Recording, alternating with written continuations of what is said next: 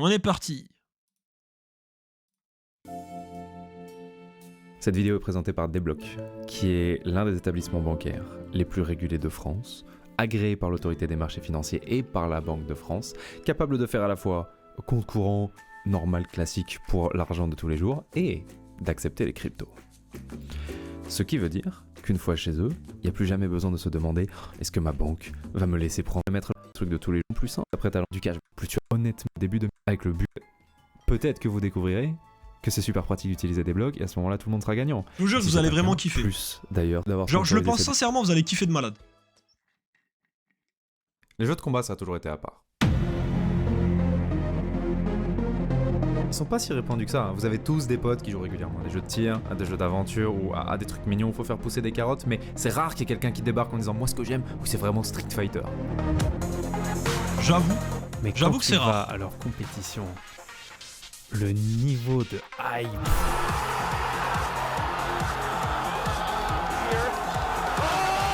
Je suis jamais allé à un truc de compétition comme ça.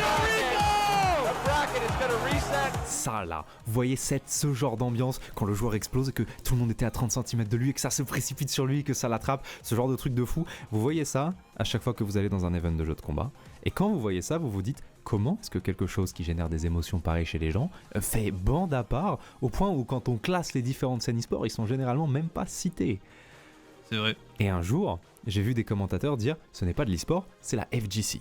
La FGC, c'est la communauté des jeux de combat. Donc ils savent qu'ils sont à part et ils ont l'air d'en être très très fiers. De toute façon, pour le coup, je pense que ce genre de jeu, c'est soit t'es passionné à 1 milliard de %, soit tu te lances pas dans un truc aussi gros genre. Et c'est vrai que quand tu regardes, leurs events sont super différents, leurs règles sont super différentes, leur culture est super différente. Et j'ai voulu savoir pourquoi, ça m'a trop intrigué. Le GOAT. Donc j'ai fouillé et il va falloir qu'on fasse un sacré flashback.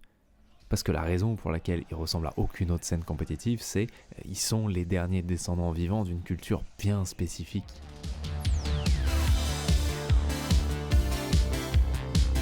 Ça se régale, petit vélo. Imagine que t'es un ado dans les années 80 et tu vis dans une petite ville des États-Unis et je sais pas, on va dire que t'as un nom typiquement américain, genre Steve. Et ce soir-là, t'es trop heureux sur ton vélo parce qu'il fait beau, parce que c'est l'été, parce que c'est un week-end, tu peux rentrer plus tard, mais surtout, comme t'as aidé à tondre la pelouse et à porter les courses, t'as des pièces dans ta poche. Et donc la vraie raison pour laquelle t'es heureux, c'est l'endroit où tu vas. Ça devait être incroyable. J'aurais rêvé connaître cette époque en vrai. Qu'est-ce que ça devait être cool, genre.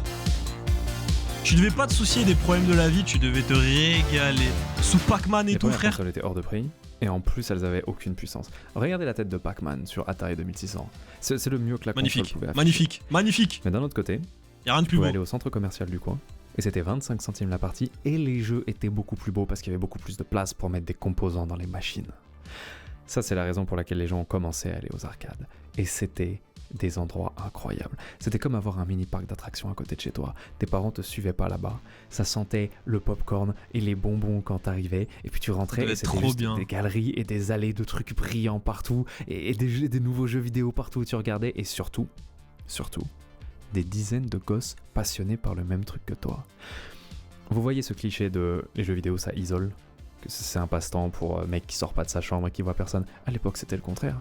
C'était incroyablement sociable. Tu allais tous les jours dans un endroit rempli de gens qui parlaient jeux vidéo toute la journée. Mon rêve, les gars. Tu lances Lunar Lander. Mon rêve. Tu t'écrases misérablement. Tu relances Lunar Lander, tu te réécrases misérablement. Ton premier réflexe dans une salle d'arcade, c'est quoi? Tu te tournes vers le gosse qui est à ta droite et tu fais frère, comment on joue à ça? Et donc il t'explique, et il te montre, et vous parlez, et vous devenez potes. Et la fois d'après, quand tu le revois, vous êtes potes. Et ça marche dans l'autre sens aussi. Tout le monde dans la salle sait c'est quoi les jeux auxquels tu joues le plus. Quelqu'un que t'as jamais vu. C'est ça, et en fait après tu te fais des collègues en vrai. Tu donnes des conseils sur un jeu où il galère. C'est trop bien. Il y a un employé de l'arcade qui arrive avec une nouvelle machine. Et il l'installe devant tout le monde. Et c'est comme ça que tu réalisais qu'un jeu venait de sortir à cette époque. La machine était installée devant toi. Et il finit de l'installer. Et là, silence. Et tous les gosses se regardent pour savoir qui est le courageux qui va essayer le jeu en premier. Et il y a quelqu'un qui s'avance, et il fait de son mieux, et à la fin, tout le monde discute de comment était le jeu, comment il s'en est sorti, qu'est-ce qu'il aurait pu mieux faire, comment il a joué, vous voyez? Vous comprenez que les gens qui ont connu les arcades à leur prime sont inhumainement nostalgiques de ça. Ah bah même moi je le comprends, frère. Dehors, c'est un endroit où ils sont tombés amoureux du jeu vidéo, c'est un endroit où ils se sont fait tout un tas de potes, c'est trop important pour eux. Malheureusement, c'est un endroit qui ne peut pas survivre. tout le monde dans le milieu, même au moment du prime des arcades, même quand elles ramènent 1000 fois plus que le marché des consoles, tout le monde sait que ça ne peut pas être l'avenir du jeu vidéo. Pourquoi ? Parce que si tu fais un jeu et qu'il y a 10 000 activités dedans et qu'il faut 800 heures pour le finir et que l'histoire est trop bien, vraiment le jeu il est incroyable, il n'y a pas une salle d'arcade qui va te l'acheter. Et c'est eux les clients à l'époque. C'est pas les joueurs, c'est la salle d'arcade. Et eux, ce qu'ils veulent, c'est des jeux qui sont basiques, extrêmement simples, il faut pas faire fuir les jeunes, et si possible, extrêmement difficiles parce que c'est financièrement bien s'ils doivent remettre une pièce toutes les 5 secondes. Et donc si tu es un dev plein d'ambition qui veut faire le RPG de sa vie qui dure 800 heures, tu dois aller le faire sur console de salon. Ça c'est Dragon Quest. Même si le marché est beaucoup plus petit. Ou Final Fantasy, un des deux. Console de salon. Donc tous les devs qui ont grandi dans les salles d'arcade savent bien que le futur se joue sur console. Et donc ils savent que cet endroit qu'ils adorent, bientôt il sera vide, et ils le vivent mal. Et donc commence à apparaître chez les devs du début des années 80 une sorte d'obsession à l'idée de créer un jeu qui serait rentable pour les salles, mais en même temps qui serait tellement bien qu'il arriverait à convaincre les gens de ne pas partir. Parmi toutes ces équipes, il y en a qui sont plus excentriques que d'autres. La Dream Team. Je les connais pas du tout. Ok, lui c'est Yoshiki Okamoto. À la base, il bosse chez Konami. Et un beau jour, les boss de Konami lui ont dit « Yoshiki, fais-nous un jeu de voiture. » En ce moment, ça marche bien, les jeux de voiture. Yoshiki a fait bien sûr, certainement. Il a pris tout le budget et il a fait Space Pilot. D'accord. Et quand les boss le jeu de voiture Konami en question, dit, frère. Ce n'est pas du tout un jeu de voiture. Il a dit « Écoutez, j'ai décidé... » il a pris tout le budget, il leur a pissé dessus, il a fait un jeu qu'il voulait, frère. Et vous aviez tort. Et que les jeux d'avion, c'est beaucoup plus fun que les jeux de voiture. Il a rien respecté. Et il a ajouté, comme mon jeu marche extrêmement bien dans les arcades en ce moment, je vais prendre cette augmentation maintenant. S'il vous plaît. Oh, c'est giga drôle. Il est fou. Surprenamment, il n'a pas été augmenté. Il a été viré. Et il a retrouvé du travail dans un nouveau studio, beaucoup plus petit, beaucoup plus jeune, avec beaucoup moins de thunes, qui venait juste d'ouvrir, qui s'appelait Capcom. Oh! Ça, je connais ça. Une fois chez Capcom, il commence à rassembler une équipe, avec des gens comme lui dedans. D'abord, il a trouvé Funamizu, son premier assistant, parce qu'un jour de recrutement, il n'était pas dans sa chaise. Ils ont fait passer plein d'entretiens d'embauche, et puis la chaise de Funamizu, elle était vide. Ils l'ont cherché dans tout le bâtiment. Ils l'ont retrouvé 3 étages en dessous, en train de jouer sur les bornes d'arcade qui étaient dans le hall d'accueil de Capcom. Se régaler C'est-à-dire qu'au lieu de passer son entretien d'embauche, il a préféré se barrer et aller jouer pendant tout l'après-midi. Et ça a fait extrêmement rire Okamoto, qui l'a recruté immédiatement.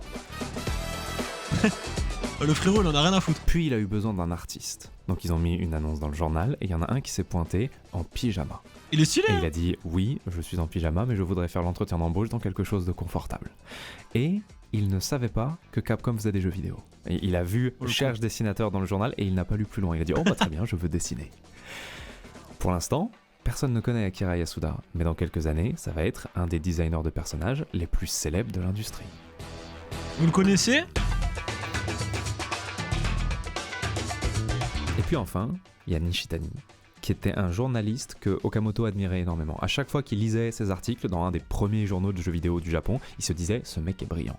Et du coup un jour il lui envoie un message en lui disant « tu es trop intelligent pour juste parler de jeu, passe de l'autre côté de la barrière et viens en faire avec nous ». Et moins d'une semaine après avoir eu ce message, Nishitani avait vendu son appart, démissionné de son job, changé de ville, et il était en train de faire des jeux avec Capcom. J'imagine quand même, le mec il s'est chauffé hein. Parce que pour tout quitter comme ça... de la team, ils ont sorti Capcom de la faillite avec un jeu tellement honteux que même Capcom assume pas vraiment de l'avoir fait aujourd'hui. Parce qu'au début, les premiers jeux de Capcom se vendaient mal. La boîte était vraiment en rouge. Il y a vraiment eu un moment où la boîte a failli ne pas finir l'année. Et à ce moment-là, ils se sont dit, qu'est-ce qu'on fait ? Ok, on va faire un jeu de Mahjong. Parce que c'est rapide à faire. Oh, le jeu de salopard. Ça coûte pas de thunes. Mais il y a 8000 jeux de Mahjong. Comment est-ce qu'on va se démarquer, nous ? Eh bah, on va demander à Akiman de dessiner des meufs. Oh, et à chaque fois que tu gagnes une partie de Mahjong, elles enlèvent un vêtement. Oh putain! Oh le jeu l'est fait pour moi! Oh le jeu l'est fait pour moi! Et les gens autour étaient en mode, vous pensez vraiment que ça va marcher un truc aussi? C'est une folie frère! Mode, les c'est le meilleur jeu du monde. Sont des créatures simples, t'inquiète même pas. C'est le meilleur jeu de l'histoire. Donc ils ont sorti Mahjong Gakuen. On lâchait tout. Et ce truc a ramené tellement de thunes que à lui seul, il a remis Capcom dans le vert cette année-là. Mais tu m'étonnes, frère. A ramené plus d'argent que Ghouls and Ghosts, qui est connu pour être genre le grand succès arcade de Capcom à cette époque. Et encore aujourd'hui, c'est marqué que Mahjong Gakuen a été développé par Yuga, mais Yuga n'existe pas. C'est une société écran parce que Capcom assumait pas d'avoir remis ses comptes dans le vert avec ça. Je suis mort. Oh là là, incroyable. C'est le meilleur jeu du monde, les frères. Salut ici, ça va? Pendant qu'ils sont en train de fièrement sauver l'entreprise, dans la pièce juste à côté, il y a une autre équipe de Capcom qui est en train de bosser sur son jeu à elle. Et c'est un jeu de karaté. Pourquoi c'est un jeu de karaté? Parce que c'est les années 80. Littéralement, parce que c'est les années 80. Dans les années 70, les gens aimaient la boxe. C'était l'époque des grands matchs de légende entre Ali et Frazier. Et donc on leur faisait des jeux de boxe. Et puis les années 80 sont arrivées, et le Japon est devenu le premier pays riche d'Asie, et l'Occident a pété un plomb sur ce pays. Tout le monde à l'Ouest est devenu fasciné par le Japon, et Hollywood s'en sont rendu compte, et ils ont fait Karate Kid. Je savais même pas que c'était pour ça. Blockbuster international instantanément, tous les petits Américains rêvent d'être inscrits en cours de karaté, et à ce moment-là, avec le meilleur timing de sortie jamais vu dans l'industrie du jeu vidéo, Karate Champ est sorti Ah dans les salles d'arcade. ouais, ils ont Et le tous truc avec Karate gavé, Champ, frère. c'est un karatéka en blanc contre un karatéka en rouge, et c'est les règles du karaté. C'est ultra expéditif. C'est-à-dire que tu guettes le moment où ton adversaire va faire un malheureux pas en avant, et si tu connais la bonne commande, tu vas faire le coup de pied aérien dans les airs et l'étaler en un coup. Ça veut dire qu'il y a un jeu dans lequel ça se passe comme dans Karate Kid, qui vient de sortir en même temps que Karate Kid. Incroyable. Succès de zinzin. Tu t'imagines le hasard de un jeu dingue. sur les arts martiaux avec... C'est ça que je kiffe. Il est trop fort, The Great Review, pour raconter des trucs, frère. Vraiment, c'est incroyable. Je vous jure, pour moi, c'est vraiment l'un des meilleurs youtubeurs de storytelling. C'est une folie. Genre, je pense que vous vous rendez pas compte à quel point ce mec, il a un don, genre. ramener autant de thunes. Et à ce moment-là, l'industrie du jeu vidéo a fait ce qu'elle fait à chaque fois qu'un jeu marchait bien dans les années 80, tout le monde l'a copié. Les jeux étaient faciles à faire à l'époque et tout le monde s'en foutait de copier quelqu'un d'autre. Donc vraiment, dès qu'un jeu marchait, les mêmes jeux, il y avait 75 clones exactement ils comme ont lui copié qui sur le sortaient voisin. dans les 2 semaines. C'est exactement ce qui s'est passé. Capcom, toujours dans les magouilles pour essayer de se faire de la thune, se sont dit « Waouh, on va faire exactement comme tout le monde et copier l'idée, mais nous, on va rajouter de l'histoire dedans. Ça va nous démarquer. » Ah, je crois que je le vois venir, le karatéka en bail. blanc s'appellera Ryu et notre karatéka en rouge, Voilà. Ken. Ah, c'est bon. Ah, je le voyais grave venir, le truc. Je suis mort. Putain, du coup, ça vient de là, en fait. Le jeu s'appelle C'est Street ouf, hein. Fighter. Et ça va être un flop terrifiant. Le premier épisode de la plus célèbre de toutes les sagas de jeux de combat, c'est fracassé par terre. Mais évidemment, c'est fracassé ouf. par terre. Regardez ce qu'ils ont fait, ces sagouins. Leur but, c'était pas de faire un jeu de combat super innovant, c'était de reprendre Karate Champ, mais de le mettre dans une borne d'arcade spéciale qui pourrait vendre 2 fois plus cher aux salles. Et ils sont arrivés franchement, à j'aurais ça. jamais pensé. Vous voyez ce qu'il y a dessus ? C'est des boutons pneumatiques sensibles à la pression. C'est un jeu où plus tu tapes fort la le machine, jeu de plus salopard. tu fais des dégâts à ton adversaire. Oh, le jeu de salopard. Et quand ils l'ont testé dans les hangars de chez Capcom, Oh, le mec, il casse la machine, première frère. fois, ils se sont tous fracassés les mains dessus. Et tu Alors, m'étonnes. tous les testeurs ont fini avec les poignets en sang parce que les boutons étaient super durs. Et à ce moment-là, ils se sont dit, c'est parfait, envoyons-le aux 4 coins du monde. Ah, c'est des Quand les chiens, machines frère. sont arrivées dans les salles d'arcade, C'est il s'est des passé 2 chiens. choses. Au bout de 2 jours, soit un enfant se blessait et la salle recevait une plainte des parents, soit les enfants comprenaient comment ça marchait et se mettaient à monter sur la machine et à sauter à pieds joints sur le bouton pour one-shot leur adversaire. Et là, c'est eux qui cassaient la machine. Donc Wesh. au bout d'une semaine, la moitié C'est des machines terrifiant. sont cassées, la moitié des enfants sont cassés et il y a des plaintes dans tous les sens. Je suis mort. Et en plus, Oh, c'est criminel, frère, de faire ça, je pense. comme la machine avait besoin de temps pour savoir à quel point t'avais tapé fort, les personnages répondaient pas. Alors le jeu est horrible. Ça a tellement flop que l'équipe qui a fait Street Fighter 1 s'est barrée de chez Capcom. Ah, tu Et à ce m'étonnes. moment-là, le boss de chez Capcom a dit « Moi je pense vraiment que ça a du potentiel ces jeux de karaté. J'aime bien cette licence Street Fighter. Qui c'est qui est en train de rien faire et à qui je pourrais la refiler ?» Voilà. La Dream Team, frère. Eux, c'est les mecs, c'est les gars sûrs, genre. Et au début ils sont pas contents. Leur première réaction c'est pourquoi nous. Il y a 150 000 clones de Karate Champ maintenant et aucun ne marche parce que le marché est saturé. Pourquoi il a fallu que on se récupère la nouvelle licence débile avec les boutons automatiques?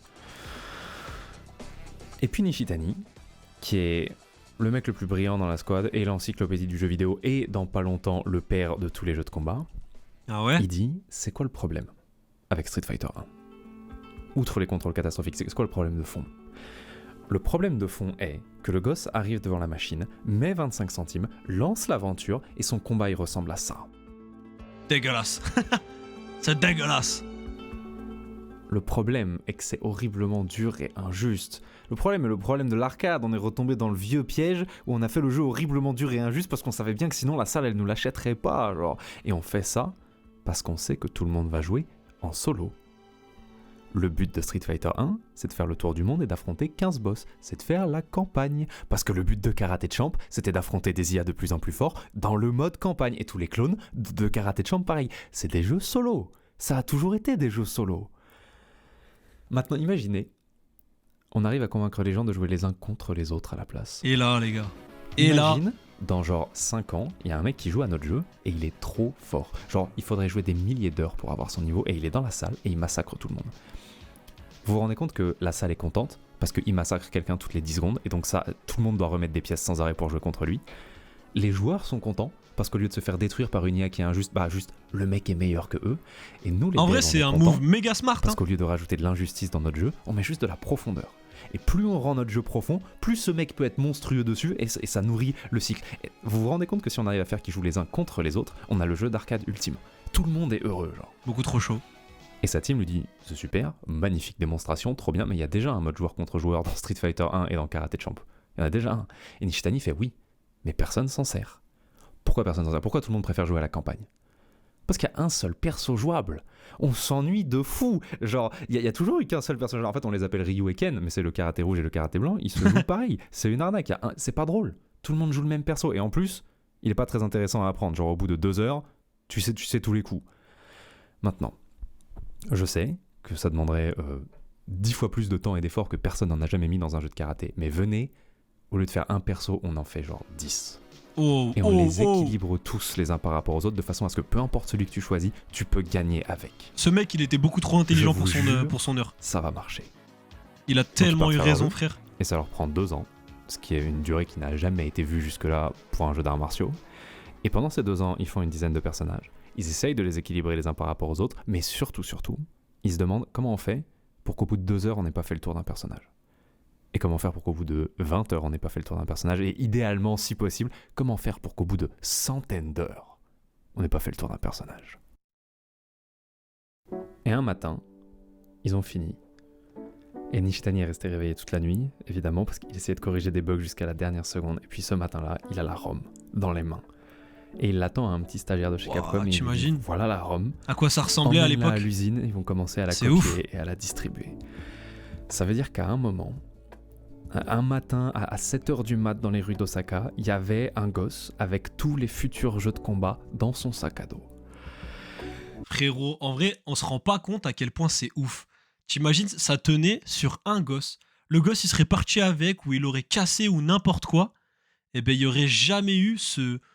Enfin, peut-être que l'histoire serait différente. Genre, c'est ça qui me fascine, en fait, dans les histoires de The Great Review, c'est qu'en fait, tout aurait pu être tellement différent. Et le jeu sort dans les salles. Et les joueurs japonais arrivent, ils disent « Oh, un jeu de combat, intéressant !» Ils lancent la campagne, ils se font massacrer par l'IA, qui est toujours stupide évidemment, et ils disent « Oh, bon, en fait, on connaît les jeux de combat !» Et ils rentrent chez eux. Nishitani est allé se mettre dans une salle d'arcade de son quartier juste pour voir comment le jeu est accueilli le premier jour. À la fin de la journée, pas une personne n'a pensé à faire un duel.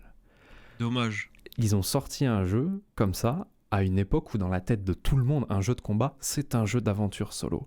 Et leur jeu, visuellement, il ressemble aux autres jeux de combat. Donc tout Après, le il est monde magnifique, y en joue vrai. Hein. comme aux jeux de combat. Moi, je trouve ça connaissent. Et là, magnifique. ils se rendent compte, un tout petit peu catastrophé, qu'ils n'ont pas marketé le fait que c'est très très différent de tous les jeux qui venaient avant. À la fin de la première semaine, les chiffres sont horribles. Le jeu est globalement ignoré par tout le monde. Et la team est en train de se dire, il va falloir qu'on explique à Capcom qu'on a passé 2 ans sur un jeu que personne n'a techniquement essayé même. C'est tellement triste. Et Quand quelques ils jours pensent. plus tard, ils reçoivent un coup de téléphone de San Francisco. Ils ont une salle de test à San Francisco, une salle d'arcade où ils envoient des jeux pour tester le marché américain, et si le jeu marche bien dans cette salle, bah, ils exportent le jeu à tout le marché américain. Et le propriétaire de la salle les appelle un matin et leur dit « Les frères, qu'est-ce qui se passe ? Un jeu populaire chez moi, ça fait genre $600 par semaine. Un jeu qui marche très bien, ça fait $800 par semaine. Votre Street Fighter 2 vient de me faire 1500 la semaine dernière. Oh, le roi du pétrole, Je le dois ref. vider la machine tous les jours. Qu'est-ce que vous m'avez fait là ? Le roi du pétrole. Évidemment, évidemment que c'est dans ce pays de psychopathes où ils ont tous un fusil d'assaut dans leur chambre qu'ils ont capté les premiers que c'est un jeu où on est censé se taper les uns sur les autres.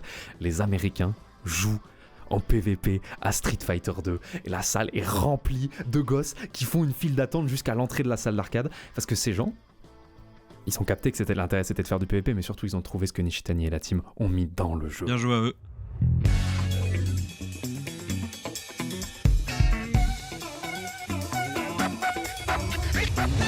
Ce qu'ils ont découvert, c'est les premières semaines, ça joue normal. Ça joue un petit coup de poing, un petit coup de pied par-ci, ça joue normal. Et au bout d'un moment, les gosses qui passent vraiment trop de temps sur le jeu, ils disent ok. Les accros du jeu. C'est bizarre. J'ai l'impression que quand je fais certaines actions, dans un rythme bien précis, avec un ordre bien précis, j'ai des attaques qui partent trop vite. Vous voyez, genre par exemple quand je mets un coup de pied, après je dois attendre un petit instant que mon perso ramène son pied et se relève avant de pouvoir faire autre chose. C'est normal. Mais des fois, je rame. Et si j'appuie sur un bouton bien 2 précis, IPS, vraiment dans la milliseconde où il faut, ça devient autre chose. Vous voyez, je n'ai jamais ramené ma jambe. Le mouvement est devenu autre chose. Aux 2 images par seconde. On s'en fout. Ça, regarde, ça t'a fait gagner quoi, un demi-dixième de seconde. C'est quasiment pas possible de voir la différence à l'œil nu entre ramener et ne pas ramener la jambe. Trop bien. Sauf qu'en fait, ce dixième de seconde que tu gagnes, c'est celui dont l'adversaire a besoin pour relever sa garde. Si je mets un coup de pied et que je prends le temps de ramener ma jambe, il peut bloquer le coup suivant. Je ne prends pas le temps de ramener ma jambe, il prend le coup suivant et il ne peut rien faire. Et là, d'un coup, tout le monde dans la pièce comprend. Tout le monde fait attends, oh. Ça veut dire que si tu sais reproduire ce bug à chaque fois, maintenant, à chaque fois que tu mettras le coup de pied, tu mettras l'uppercut avec et on ne peut rien faire. C'est beaucoup trop fort. Le mec, c'est devenu le GOAT de la salle, frérot. Qu'est-ce qu'il vient de découvrir ? Un combo. C'est juste un combo. Sauf qu'on est en 1992 et personne ne sait ce que c'est, mais une série d'attaques qui arrive tellement vite que tu dois tout prendre dans la tête et tu ne peux rien faire. Ça, c'est Final Fantasy, non, les mecs ? Et quand tout le monde réalise que c'est dans le jeu, ils se disent oh là, alors attends, tu fais disparaître des animations en plein milieu et c'est 1000 fois trop fort. Ça doit être un bug. Ils ont raison à moitié. C'est un bug. Et quelques mois plus tôt dans son atelier, Nishitani se rend compte qu'il a complètement mélangé son code et qu'il a des attaques qui partent trop vite et qui font annuler l'attaque précédente. Et il est sur le point de le fixer et il se dit en vrai, je suis en train d'essayer de faire un jeu qui est difficile à maîtriser. Alors c'est vrai, j'ai un bug et c'est vrai qu'il est super fort. Mais le timing est tellement strict, c'est tellement dur à lancer. Si demain j'ai un joueur qui est assez fort pour déclencher ça à chaque fois, est-ce qu'il mérite pas de démolir tout le monde avec ? Il a raison. Et donc non seulement il n'a pas fixé le bug, mais il l'a mis sur tous les persos. Il a bien raison.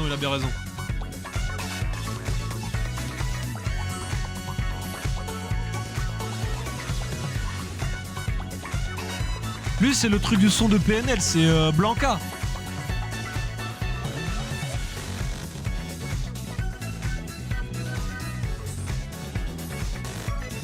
Sauf que déclencher le bug, souvent, ça n'a rien de simple. Hein. La condition à laquelle Nishitani l'a laissé dans le jeu, c'est que tu dois travailler pour l'avoir.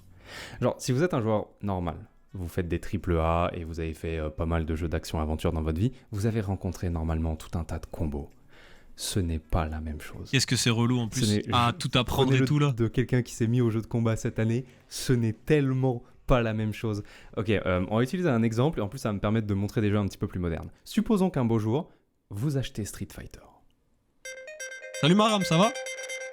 Entre-temps, tout le monde a découvert le bug, maintenant il est au cœur du gameplay de la série et c'est acté partout. Ça va les gars, ça vous plaît ? Vous aimez bien la vidéo ? Tout le monde que si tu veux être fort en multijoueur, il faut savoir faire des combos.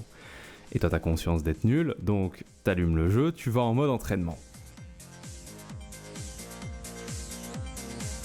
Et le jeu dit ok, on va commencer. Magnifique. Donne-moi ça un plus la même pied gueule, léger, puis un coup de poing léger, puis un coup de poing fort. Tu te dis facile, t'y vas. T'imagines comme il a changé le jeu, et frère. il te valide pas. Tu le refais. Il te le valide toujours pas. Là, tu comprends pas trop. Le premier truc généralement, c'est que tu checkes les boutons. Peut-être que j'appuyais pas sur les bons boutons, mais non. C'est clairement les 3 boutons qu'il voulait. Il se passe quoi à votre avis là ? Ce qui est en train de se passer, c'est je suis un joueur normal. Toute ma vie, j'ai joué à des jeux grand public. Je suis habitué aux jeux d'aventure où on me dit le combo c'est XXY et puis je fais XXY et le personnage fait swish swash swoosh avec ses sabres laser. Mais c'est pas ça qu'on attend de toi ici. Enfin, on attend XXY, mais sur un timing si phénoménalement précis que tu peux essayer de le rentrer 30 fois et jamais tomber dessus. Je fais le bon combo. J'appuie juste pas sur les boutons au bon dixième de seconde. C'est fou ça. Le timing est tellement strict que tabasser mes boutons ne sert à rien. Je pourrais appuyer sur le premier bouton, puis tabasser de toutes mes forces le deuxième, et le timing est tellement petit que je le raterais même comme ça. Ce qui va se passer maintenant, c'est à un moment vous allez réussir à faire 1-2, puis vous allez le reperdre pendant 20 minutes, puis vous allez réaliser que le timing entre 1 et 2 est légèrement différent du timing entre 2 et 3, donc il y a 2 timings différents. Voilà, galère, wesh. Tu m'étonnes, il a mis 100 ans à sortir sa vidéo. Et si vraiment tu t'acharnes,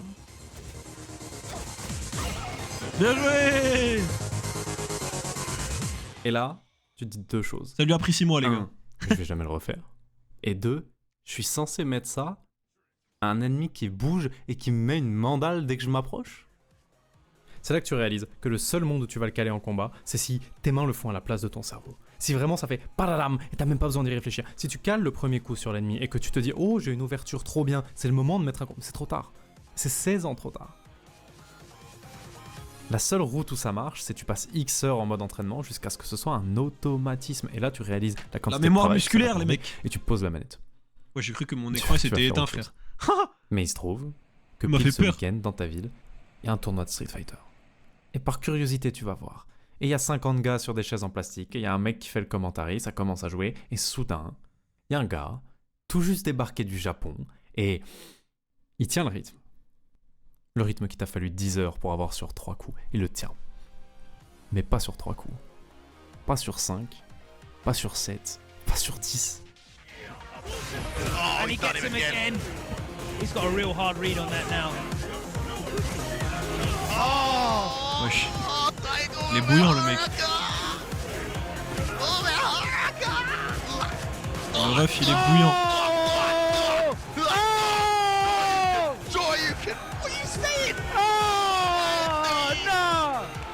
J'ai rien compris de ce qui s'est passé, mais il est bouillant. This is Daigo.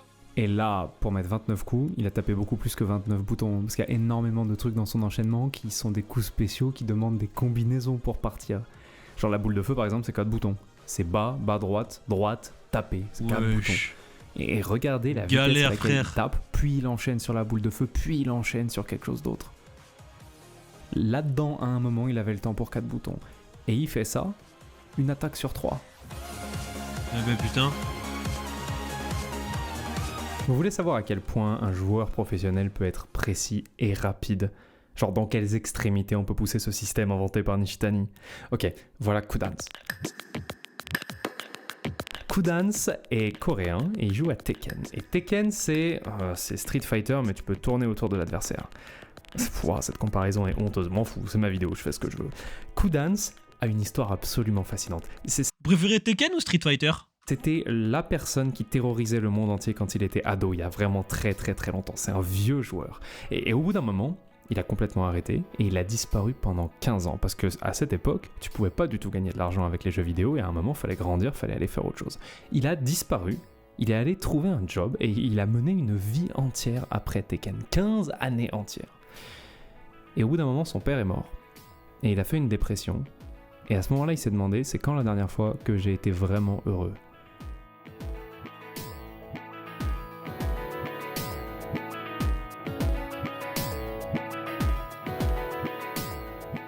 Ah, ça a Et l'air 15 ans beau plus comme jeu. tard, il s'est remis à s'entraîner et quand il a débarqué en tournoi, les présentateurs et les gens contre qui il jouait savaient même pas si c'était vraiment lui ou s'il avait choisi son pseudo en hommage à la personne qui massacrait tout le monde au début des années 2000.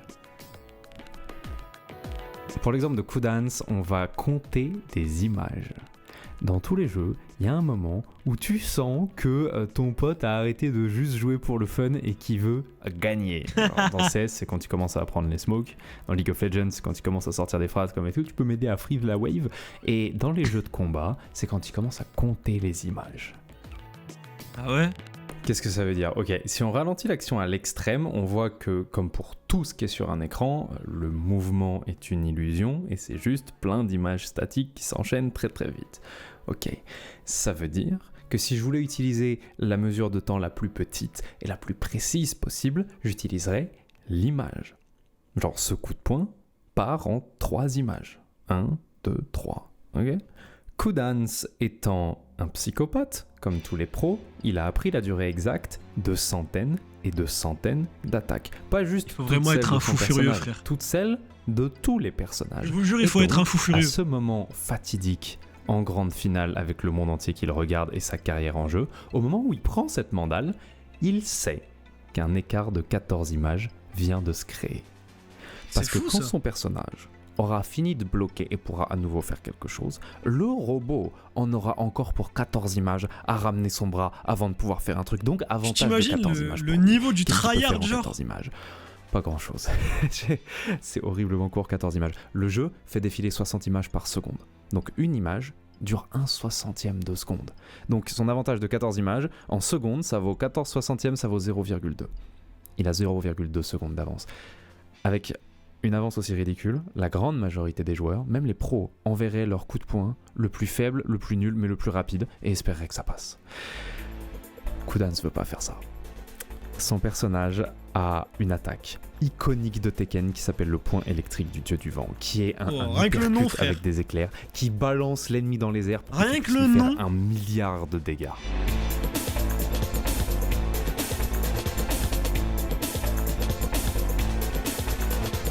Et Kudan, s'il est en tournoi, il veut choper le moindre avantage possible, il veut abattre l'ennemi.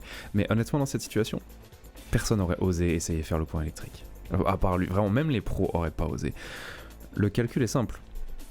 Il a 14 images d'avance pour frapper le robot avant que le robot puisse faire un truc. Une fois lancé, le point électrique prend déjà 10 images à partir. Ça veut dire qu'il a 4 images pour appuyer sur le bouton. 4/60 Il faut avoir de des seconde, réflexes ça fait de fou furieux, frère. 0,06 pour appuyer son bouton. Et là, ça devient extrêmement drôle parce que ce n'est pas un bouton. Le point électrique est un coup spécial. Il faut rentrer une combinaison pour le faire. Il faut faire avant, puis revenir en neutre, puis bas, puis diagonale et taper parfaitement en même temps. Et là, là on est dans une situation qui est extrêmement marrante parce qu'il a 4 commandes différentes à rentrer et 4/60 de seconde pour le faire. T'imagines? Ok, juste pour comparer, je vais faire le point électrique et je vais essayer d'aller le plus vite possible. Ça va pas être un enchaînement de fou gigalon, hein. Ça va être bam, bam.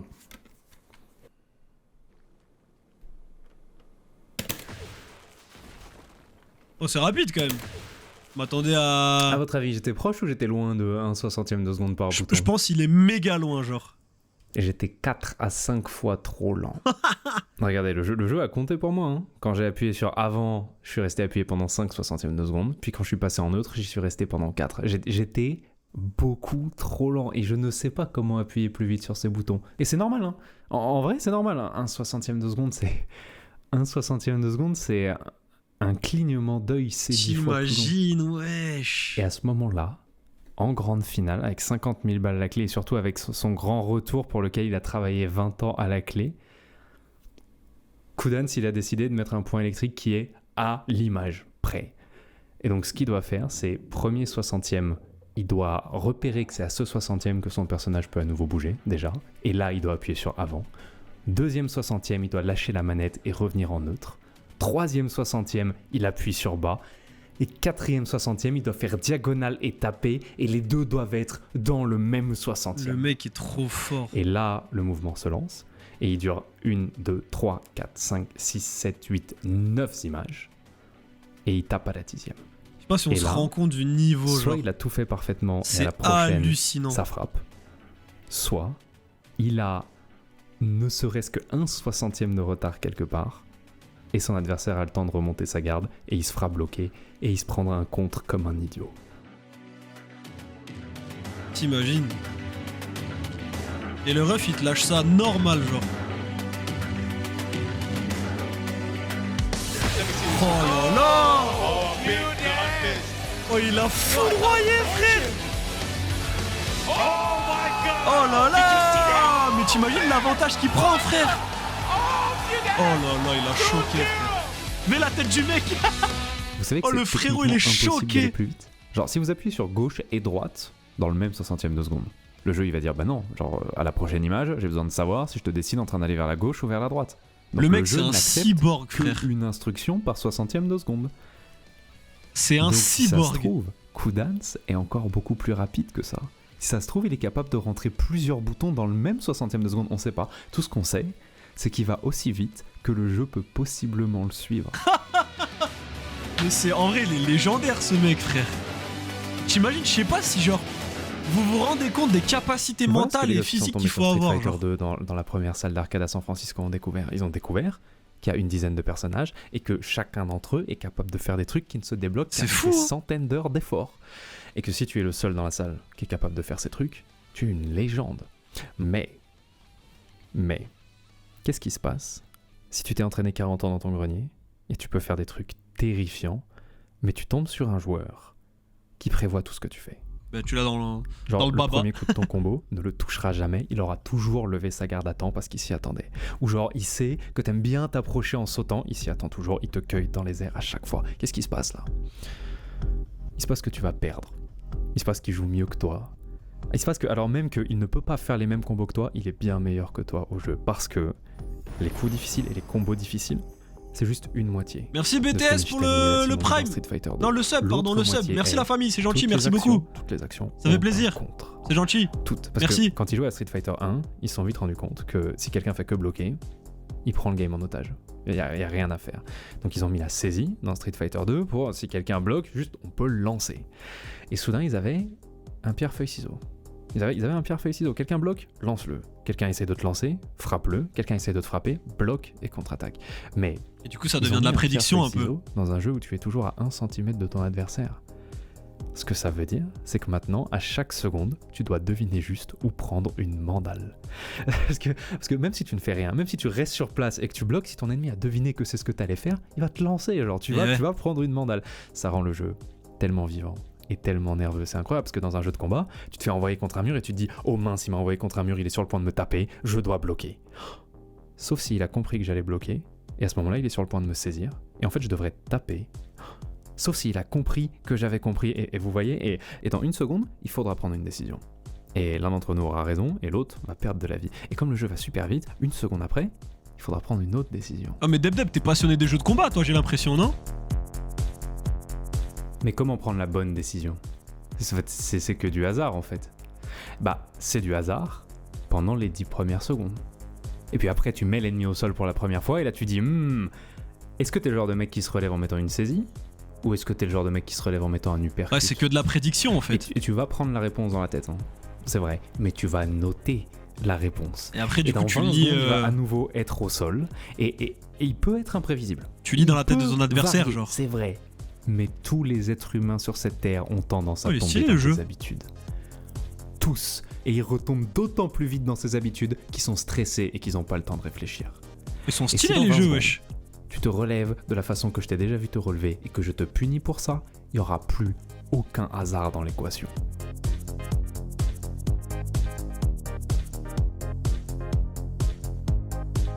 Ça me donne envie de Vous jouer à voulez des jeux de voir combat, les gars. Le jeu mental en application sur le terrain. Ok, voilà le joueur américain Sleep. Il est en train de faire un des matchs les plus importants de sa vie. Et il joue la momie rouge, qui est un personnage qui veut rester loin. Il a plein d'attaques de loin, il a plein de trucs pour repousser l'adversaire, il veut jouer de loin. Et son adversaire, au contraire, il joue le loup-garou blanc qui est super fort de près. Et Sleep a un problème, il a un point de vie. Genre, il a vraiment un point de vie. Et son adversaire, au lieu de lui courir dessus pour le finir, il s'est posé dans un coin, il a monté sa garde, et maintenant il refuse de bouger. Et ce qu'il est en train de dire, c'est « Sleep, je suis très content de rester là et de laisser le timer aller jusqu'à 0, parce que quand il va taper 0, je vais gagner, j'ai plus de victoires. Si tu veux me tuer avant que ça arrive, tu vas devoir abandonner ton avantage de la distance et venir jusqu'à moi pour me mettre une saisie. » Et le public le hue, et les commentateurs le huent, et tout le monde est en train de hurler Ah, il et se fait de dire pisser que dessus, c'est un frère. petit jeu, et il s'en fiche En vrai, il a l'adversaire de raison, Sleep, et il a bien raison, il est en tournoi, il met toutes les chances de son côté. Et au début, Sleep reste dans son coin de la carte, et lance des attaques dans la garde de son adversaire. Et tout le monde dans le public se dit, mon pauvre, vu les dégâts que tu mets, tu ne vas jamais y arriver à temps. Mais il fait ça parce que ça remplit les barres qui lui permettent de lancer des attaques spéciales. Et quand elles sont pleines, il envoie tout en même temps. Il envoie la tempête, il envoie la tornade de sable, il envoie l'essaim de moucheron, et d'un coup, il y a tellement de trucs qui tombent en même temps sur son adversaire qu'il est complètement dépassé. Il doit bloquer haut des attaques haut, il doit bloquer bas des attaques bas, il y a tellement de trucs qu'il y a certains trucs qui commencent à passer. Et au milieu du chaos, il n'a pas vu que la momie s'est avancée et lui a mis une saisie. Bien joué à lui. Et là, il vient de se rappeler qu'il joue à un jeu de combat et que tu n'as pas le droit d'être prévisible. Que c'est trop facile de trouver une ouverture dans la défense de quelqu'un qui fait toujours la même chose. Là, la peur vient de re-rentrer dans son cœur. Pour Sleep, c'est juste une question de feeling maintenant. C'est sentir la seconde où il va craquer et faire un pas en avant pour t'en mettre une. Et là, tu fais juste un pas en arrière et tu le laisses taper dans le vide pour qu'il soit grand ouvert. T'imagines? Il a réussi à l'esquiver, frère. Oh la folie.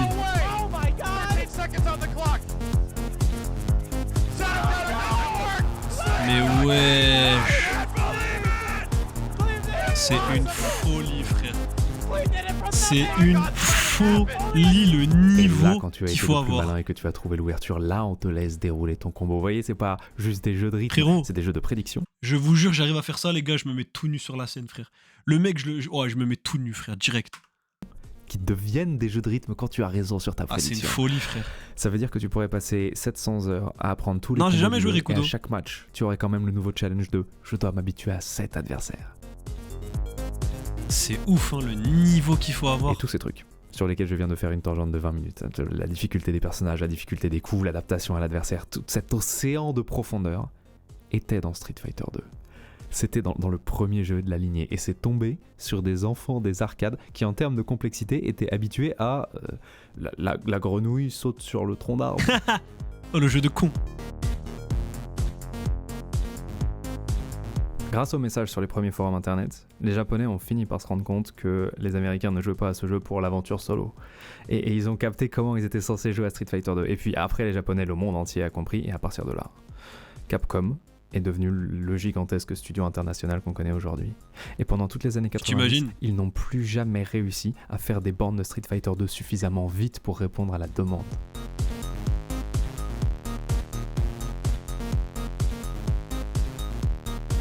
Cette demande était telle que dans les endroits où ils n'arrivaient pas à se procurer le jeu, ils créaient des versions illégales en masse. Au milieu des années 90 au Mexique, il y avait 200 000 bornes de Street Fighter 2. Sauf qu'il n'y a pas de revendeur officiel Capcom au Mexique au milieu des années 90. Tout piraté, le chiffre aurait frère. dû être de 0. Les 200 000 bornes étaient illégales. La piraterie. Rapidement, il y a des clichés qui commencent à apparaître. Comme quoi, si tu joues Ryu, t'es quelqu'un d'un petit peu basique. T'es quelqu'un de fade parce que tu joues le perso de base. Alors que si tu joues Zangief, t'es vu comme super excentrique.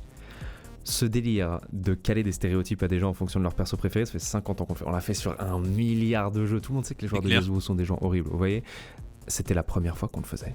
Sur Street Fighter 2. C'était la première fois qu'il y avait un jeu compétitif avec différents persos à maîtriser. C'est juste le début du PVP compétitif dans le jeu vidéo. Genre par exemple, c'est la première fois qu'un move cool devient célèbre. Genre 20 ans plus tard, le truc cool c'est de savoir faire des 360 No scope. scopes sur code. Et Voilà. encore 10 ans après, c'est de savoir faire des 90 degrés sur Fortnite. Mais le Hadoken est légendaire dans la pop culture parce que c'était la toute première fois qu'un move un petit peu difficile te rendait trop cool, genre. Que toute la salle trouvait ça stylé. Ça a tellement changé le paysage du jeu vidéo que c'est le moment où les scores commencent à disparaître. Alors que les scores c'était une religion dans les années 80. Sauf que si t'es un joueur compétitif, t'aimes le PVP, et tu veux savoir qui est le meilleur entre toi et ton pote, il n'y a plus besoin de prendre un jeu solo et de le faire tous les deux à tour de rôle pour voir qui a le meilleur score. Vous avez un jeu au PVP, vous pouvez juste vous taper dessus. Évidemment, 60 000 studios se mettent tout de suite à faire des jeux Allez qui hop, sont basés sur le même les gameplay. copies. Ce qui veut dire qu'un genre tout entier vient d'apparaître, et plus important encore, les salles d'arcade sont pleines. Ce qui est un miracle, parce que vraiment l'âge d'or c'était 10 ans plus tôt, c'était les années 80. Quand Street Fighter 2 sort, Nintendo est en train de conquérir le monde. Ils ont sorti la NES, ils ont sorti la Super NES, ça marche trop bien et tout le monde est en train de commencer à jouer dans son salon. Street Fighter 2 est un tel hit qui fait ressortir les gens de chez eux pour aller jouer dans les arcades. Ça devait être C'est-à-dire tellement que, bien sérieux. Okamoto et Nishitani et toute la team, ils ont eu la joie de voir que leur jeu c'était un hit et la joie de voir l'endroit de leur enfance à nouveau rempli de gens qui s'affrontent et de gens qui se challengent et de gens qui se donnent des conseils. Ça devait être incroyable. Et maintenant que tout le monde est là, la question est qui est le plus fort dans la salle ?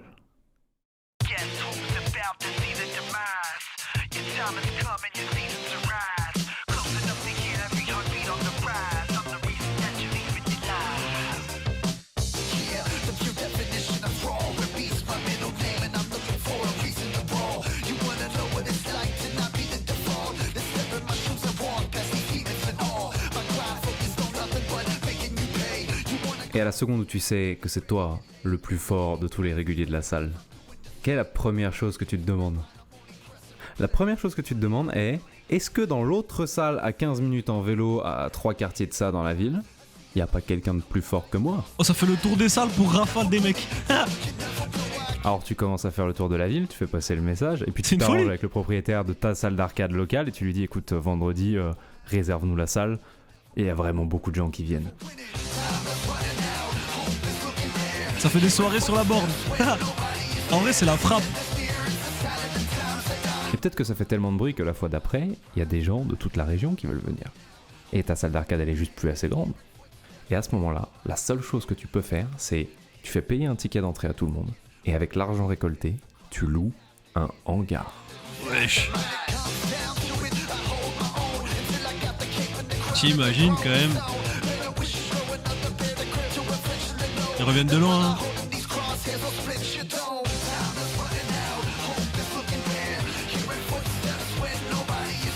Évidemment, Salut, tu fais Hyper. tout ça avec l'ambition de créer un tournoi légendaire dans lequel des trucs légendaires ont des chances d'arriver, tu vois. Et peut-être qu'au bout d'un moment, ton tournoi il est tellement prestigieux qu'il y a des gens qui viennent de l'autre côté de l'océan pour participer. C'est peut-être qu'un jour, t'as un candidat qui vient du Japon et les rumeurs sont arrivées avant lui et il paraît qu'absolument personne le prend au Japon. Il paraît même qu'au Japon on l'appelle la bête.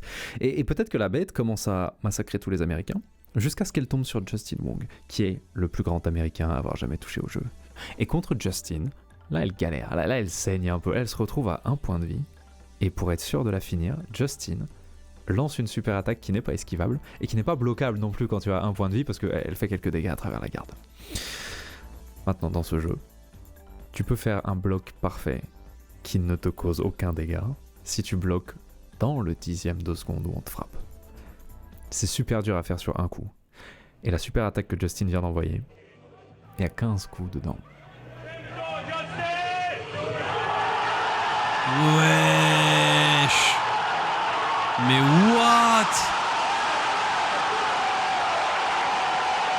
Mais je sais pas si on se rend compte de ce que le mec il vient de faire, genre. Je sais pas si on se rend compte à quel point c'est terrifiant le niveau qu'il faut avoir.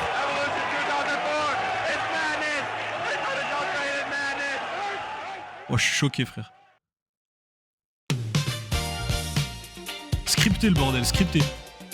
C'est comme ça, avec des petits événements locaux qui ont grandi à l'infini, qu'est née la plus ancienne et la plus vénérable de toutes les communautés e-sport. C'est ouf, hein, la Démocrite. FGC. Prepare for the battle, prepare for the war, prepare for the real Street Fighter blood war. The third of the third, prepare to die for. Your life's on the line, so I'ma take yours. So who wanna blood dance with me? Get your body wrapped up, or even a street fantasy. Et ils sont lancés tellement tôt que ça n'avait encore germé dans l'esprit de personne que faire une ligue professionnelle, ça fait de la pub pour ton jeu. Donc quand ils se sont lancés, il n'y avait aucun monde où tu allais avoir un coup de main de l'éditeur. Mais d'un autre côté, tu n'as pas la concurrence de la ligue officielle non plus. Ça veut dire que si toi et tes potes, vous êtes bons en organisation, ton petit event de quartier, ça peut devenir le plus grand rendez-vous du monde. Street Fighter 3 like the scar on my arm. I'll make your first move, so what's it gonna be? You're trapped in the new world of Street Fighter 3. The third chapter, so what's it gonna be? You're trapped in the new world of Street Fighter 3. Make your first move, so what's it gonna be? You're trapped in the new world of Street Fighter 3. The third chapter, so what's it gonna be? You're trapped in the new world of Street Fighter 3. Yo, rock what you got. Maintenant, si tu n'es pas la ligue officielle, comment tu fais pour convaincre tout le monde de venir à ton tournoi en Californie si par exemple le même week-end il y a un tournoi au Texas ? Eh bah, tu mets de la personnalité dedans, tu fais ressortir ta région, tu mets des règles spéciales, tu rends ton tournoi unique. Et c'est pour ça que le plus gros tournoi de près de Chicago, par exemple, il a une ambiance de festival de musique, avec plein d'events à n'importe quelle heure du jour et de la nuit sur plusieurs scènes différentes, et bien ça, en des vrai. trophées en forme de disque d'or. C'est pour ça que le tournoi de Las Vegas joue le côté de la démesure et de la grandeur dans le plus pur style Las Vegas.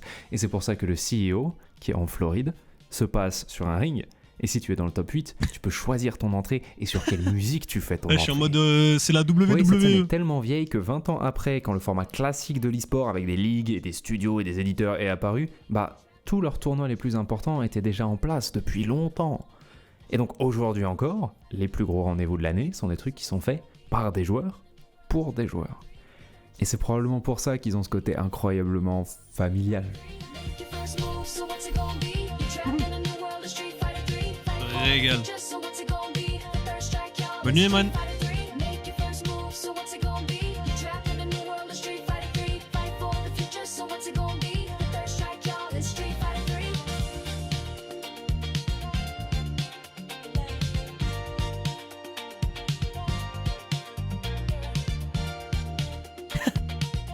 L'autre raison pour laquelle l'ambiance fait très informelle, c'est que c'est un environnement qui a jamais eu beaucoup de thunes. Les sponsors se concentrent davantage sur les scènes où le public a beaucoup d'argent et où ils vont pouvoir faire de la vente. Par exemple, League of Legends est un jeu Ah, de il y avait Kanae, non? Je crois qu'elle s'appelle comme ça, Kanae, il me semble. où le public a beaucoup Elle, les gars, c'est la meuf de Game One. C'est Koane, Kanae. Je sais plus exactement son nom. Je sais plus, les gars. Mais c'est elle. Et elle, c'est vrai qu'elle joue tout le temps à Street Fighter et tout, genre. Des fois, je vois des streams, elle se tue à Street Fighter, elle se régale. d'argent et où ils vont pouvoir faire de la vente. Par exemple, League of Legends est Non, un c'est jeu elle, je de te jure, c'est elle, bourgeois. l'hémocrite. Tu voulais jouer à League of Legends dès la saison 1? Kayane, c'est ça. C'est Kayane, frère. C'est Kayane. Bien vu, MB, bien vu. C'est ça, Kayane, les gars. Fallait avoir en 2009 chez toi un ordi capable de faire tourner des jeux vidéo. Ce n'était pas tout le monde, ce n'était vraiment pas tout le monde. Genre beaucoup plus abordable d'avoir une play avec FIFA. Et donc, il y a toujours eu plus de sponsors et plus de thunes dans la scène LoL que dans la scène FIFA. De la même façon, qui joue à Street Fighter? En grande partie les gens qui continuent d'aller dans les salles d'arcade après les années 90. Et qui fait ça? Les gens qui n'ont même pas la play chez eux. Il n'y a pas que des gens fauchés qui jouent aux jeux de Que des combat, mais il y a clodos. beaucoup de gens fauchés qui jouent aux jeux de combat. Et ça n'a jamais fait rêver les sponsors. La scène a toujours été bien pauvre. Il y a même une phrase pour ça, FGC is poverty. Le seul point positif qui émane de tout ça, c'est que ça a participé à créer une scène qui est moins sage. Les joueurs pros vont plus se permettre de faire des dingueries sur scène s'il n'y a pas un sponsor à 14 milliards de dollars qui surveille tout ce qu'ils disent. Bon, ils ont raison. J'ai une histoire sur ça d'ailleurs. Est-ce que vous connaissez Filipino Champ? Non. Filipino Champ est un joueur de Marvel vs Capcom. Il est hors du commun. Il est trop fort. Il est incroyable. Ça Il a devait aussi être chouette aussi. J'ai une jamais grande joué. gueule. Enfin, Il j'ai a joué, pas la mais il y a très personnalité la longtemps, plus quoi. facile à gérer, ça se voit. Il a un sourire de méchant, il a des lunettes de méchant. Vous voyez ce que je veux dire? Il est Ouais. pas le plus facile à gérer, ça Mais se mec. voit. Il a un sourire de méchant, il a des lunettes.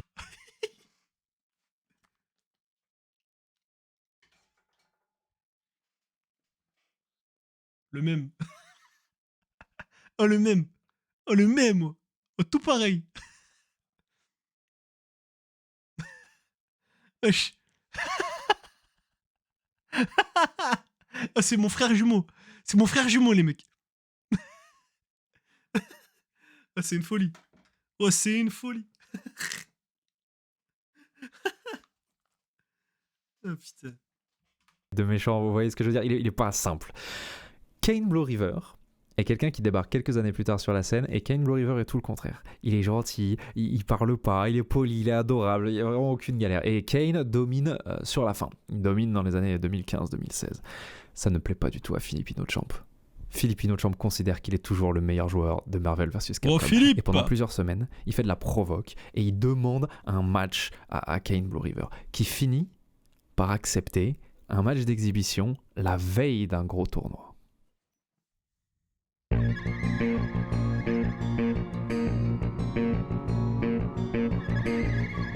Oh, le chien. Oh, rien que pour ça, frérot, je déteste. Rien que pour ça, c'est un gros chien, frère. Ça propose une poignée de main, début de partie C'est un normal, refusé. Et le premier round a lieu et Filipino Champ gagne.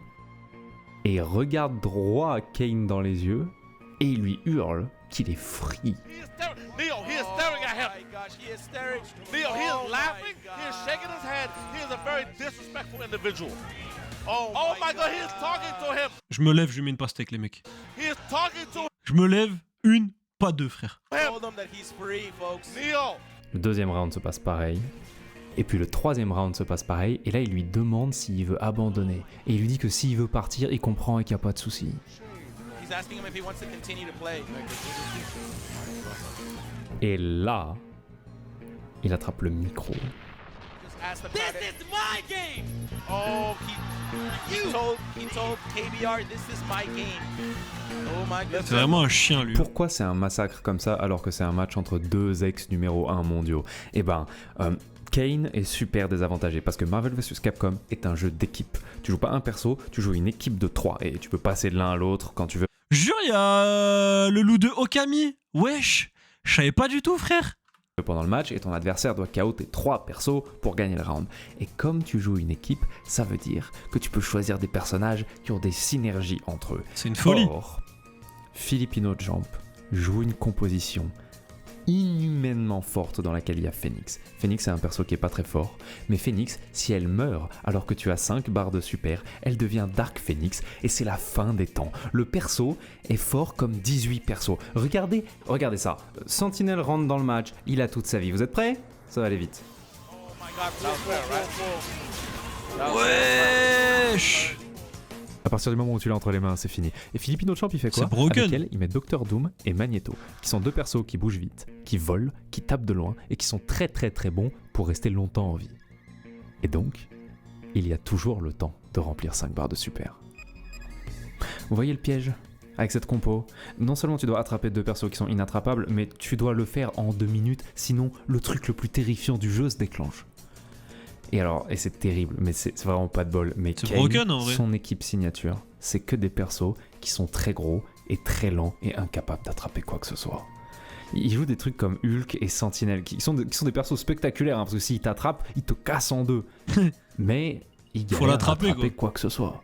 Et donc, l'équipe de Filipino Champ hard counter celle de Kane. Et cette rencontre, c'est au premier qui gagne 15 matchs.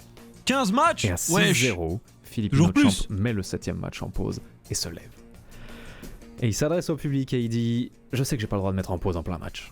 Je sais que ça veut dire que je perds automatiquement celui-là, mais vous savez quoi ? Il a tellement de mal. Il fait tellement de peine. Par charité, j'ai envie de lui laisser un point. » Le public hurle, le chat Twitch hurle, les commentateurs sont pas contents. This is why I do not root for this gentleman to win. He is a very disrespectful individual. I do not like him at all. Oh, le mec, I il a do envie not de se like foutre the en way l'air à his côté. head is shaped. I do not like anything about F-Champ right now at all. I do not like him. Tout le monde veut le voir perdre, mais c'est très dur, parce qu'il est très très fort. Kane va essayer quelques autres configurations, avec lesquelles il va commencer à avoir un petit peu de succès. À un moment, il prend un round. Yeah! Yeah! Oh my goodness. Yeah! La vie de ma mère. Whoa, whoa, whoa, whoa, whoa. Ah, je vous jure, je pourrais pas. Je sais pas comment il garde son calme. Hein. Vraiment, je ne sais pas comment il garde son calme. C'est inhumain. Inhumain. Oh, oh man. Mais malheureusement, il n'y a pas eu de conte de fées, il est jamais vraiment revenu, et à la fin, F-Champ atteint les 15 victoires et il gagne le match d'exhibition. La raison pour laquelle je vous raconte tout ça est... Eh ben, j'aurais jamais cru. tu Pourquoi il y avait un match d'exhibition ? À l'occasion de quoi ? À l'occasion d'un vrai gros tournoi qui commençait le lendemain. Devinez qui a retrouvé qui en grande finale ? vois. If any of you guys saw the disrespect last night, I know you know Kane River wants nothing more than to eat Ryan's heart. La même team. Et vous allez me dire, oui, mais il l'a massacré hier, pourquoi il va pas le remassacrer aujourd'hui ?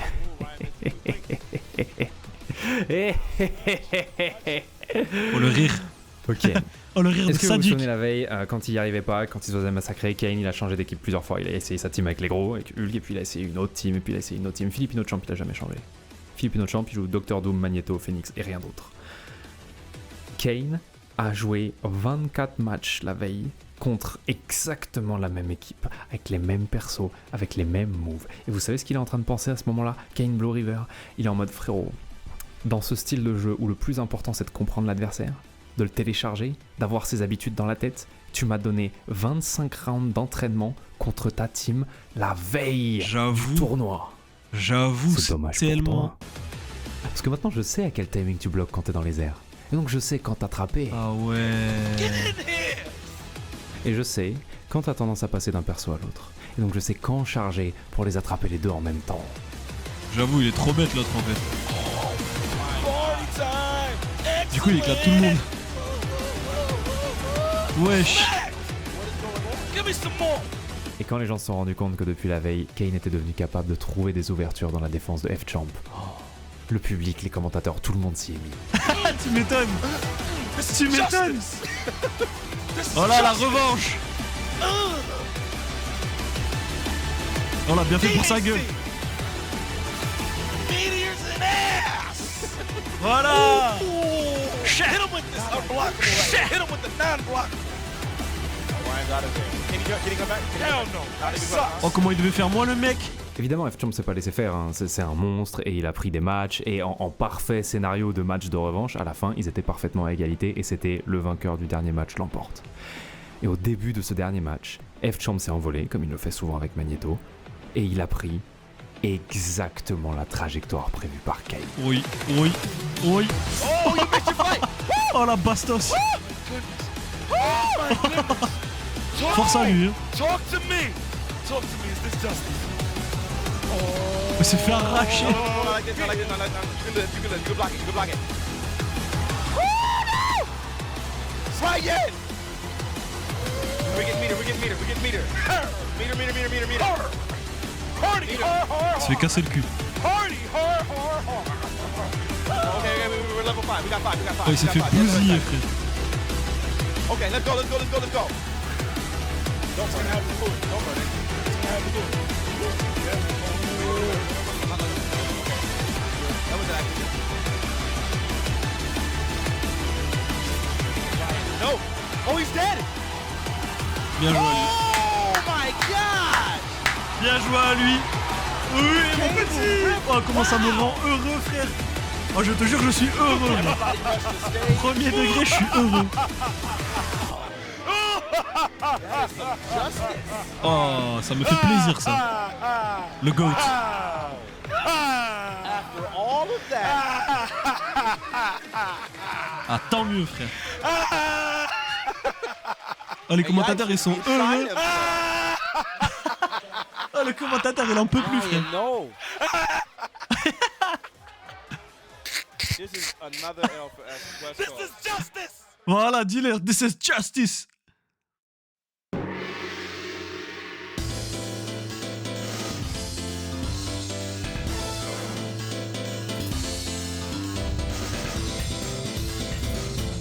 Et oui, Filipino Champ n'a pas été très gentil, mais aussi, s'il n'avait pas pris sur lui de jouer le méchant, tout le monde se serait 10 fois moins amusé ce week-end-là.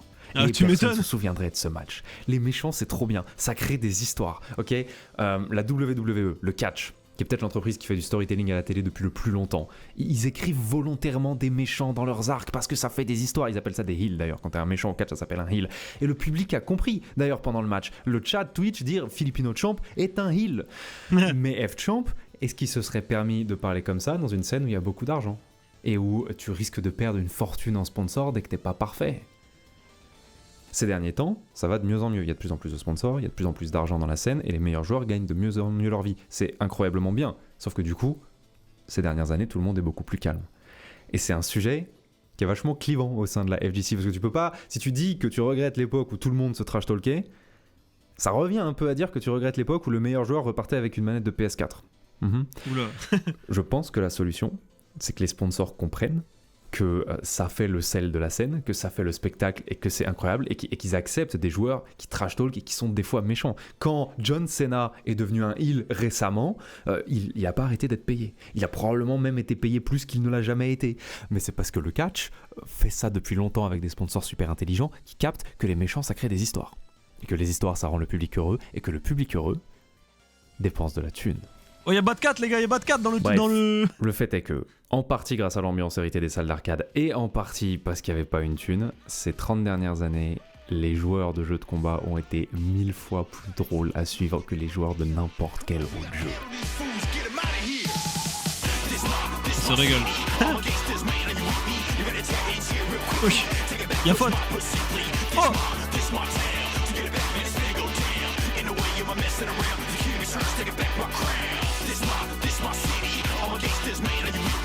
There's gonna come a point when you forget about what happened, and you're gonna want to come back at me, and you're gonna want to wash the taste of my Mais je sais que dick c'était out of your l'Undertaker. mouth. Mais toi, t'étais en bas en train de le toucher.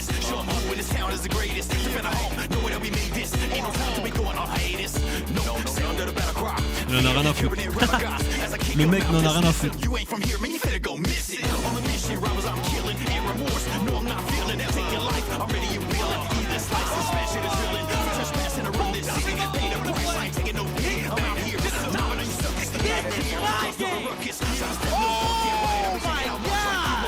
Et du coup, il a serré la main.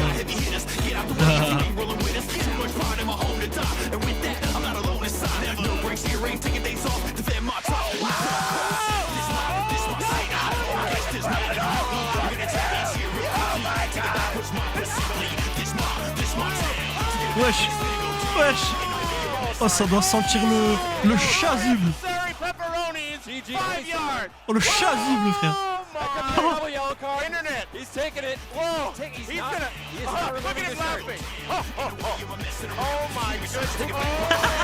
Wesh, tout ça poil carrément.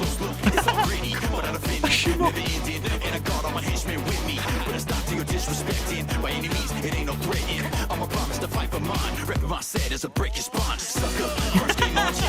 Oh, il se régale.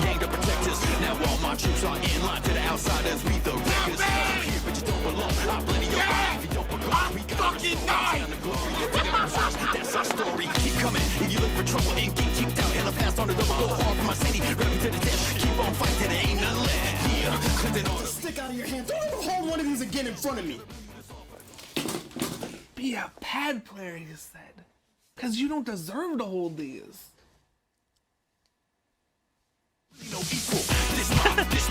Y'a rien qui va.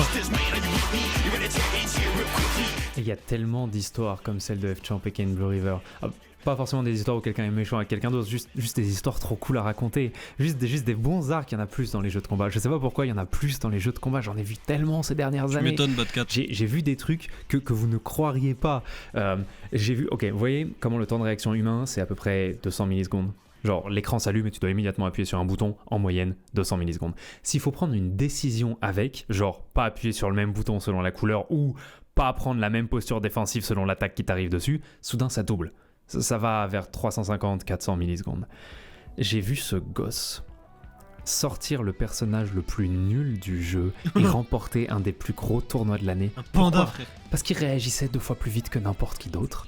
Parce qu'il prenait des attaques qui sortaient en 200 millisecondes et il réagissait parfaitement à chaque fois. Et j'ai vu son adversaire, C'est quoi ce qui était perso de un fou, des frère plus grands joueurs du monde, commencer à paniquer en se disant « Oh merde, la personne en face de moi est en train de faire des trucs surhumains. » Avec des réflexes comme ça, il aurait pu conduire un avion de chasse ou conduire une Formule 1 et il a décidé d'utiliser ses talents pour jouer Panda sur la scène internationale. C'est une folie de se dire ça.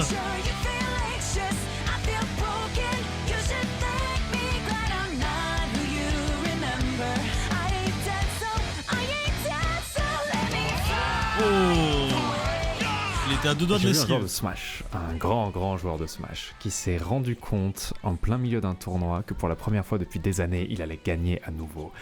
Et il n'a pas supporté les émotions et il s'est mis à pleurer, alors que le match n'était pas fini du tout. Et mettez-vous à la place de son adversaire 2 secondes. Il est en grande finale, il est en train de tout donner, et ton adversaire est en train de tellement te malaxer qu'il pleure de joie. En avance. Une folie.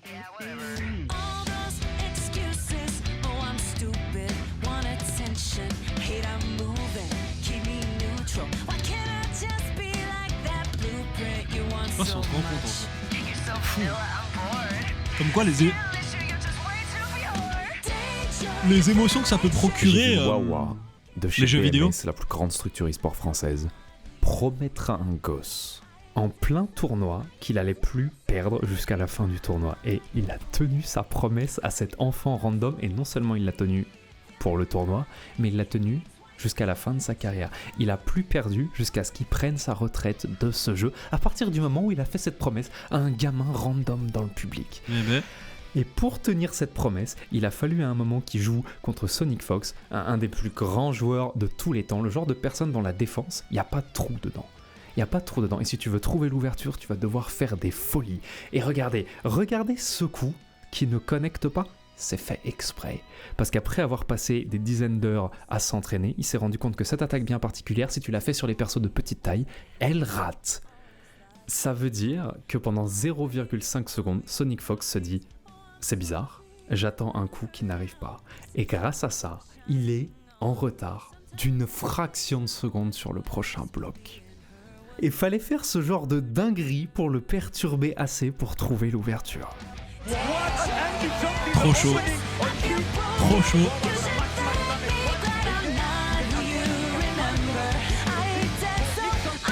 t'imagines le niveau qu'il faut avoir?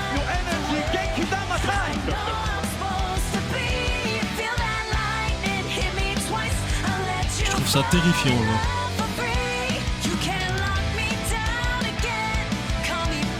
Oh, c'est Joël! C'était Joël!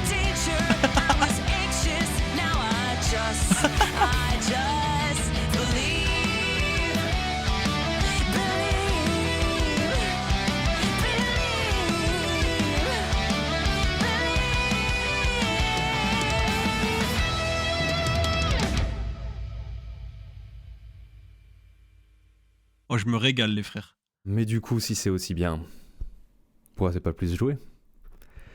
Et on retombe sur la grande question, pourquoi C'est c'est Ken pas Bogard, plus joué? non? Et vous savez, quand on demande à la communauté des jeux de combat, ils ne savent pas non plus. Hein. Ça se voit que ça les perturbe, ça se voit que ça les interroge. Ouais, c'est vrai, La Asti, FGC, ils sont en mode frère, nos jeux ils sont trop bien. Nos jeux ils sont C'est tellement même plus bien, de l'entraînement, tellement fun, hein. tellement incroyables. Pourquoi on n'est pas plus mainstream? Et souvent, la raison qui est avancée, c'est les jeux sont trop durs, ils sont trop frustrants, tu te fais trop casser la gueule. Après, c'est vrai que c'est dur et frustrant, Je j'avoue. vous jure que J'avoue, ça ça, n'est pas c'est la vrai. raison. Pour t'amuser sur un jeu de combat, même si tu es le pire joueur du monde, hein, tu as besoin d'une seule chose. Un adversaire de ton niveau. J'aime bien ce jeu. C'est tout. Tu peux être horrible. Du moment que le mec en face est aussi horrible que toi, ça va être fun. Ouais, après, Quand j'ai C'est vrai, il a commencé pas tort. Tekken, j'ai commencé sur Tekken 7 et je jouais Kazuya. Et je suis tombé en ranked contre un mec qui était un petit peu meilleur que moi. Un petit peu meilleur, il était en train de gagner. Pas de grand chose, mais vraiment il était en train de me casser la gueule. Et au milieu du match, alors que j'étais en train de bloquer à gauche et à droite, je me suis souvenu d'un move que j'avais vu qu'une seconde en mode entraînement. Un truc stupide. Et il l'a raté. Un truc qui met 8 ans à partir et où ton personnage tourne 2 fois sur lui-même avant de mettre un énorme uppercut. fait la Et alors merde. que j'étais en train de me faire casser la gueule et que je n'avais pas d'autre espoir, j'ai revu la combinaison dans ma tête, j'ai lancé le move. Et il savait pas comment le bloquer, il se l'est pris dans la tête. Et j'ai gagné le match sur ça. Et 5 minutes après, Ah, le move j'ai de raconté con. ça à un pote qui jouait beaucoup plus que moi à Tekken et qui m'a dit mais frère, personne prend cette attaque. Personne. N'importe qui a 20 secondes sur Tekken sait qu'il faut juste faire un pas de côté. Et tu l'esquives. Sauf que le mec en face, c'était un nulos comme moi.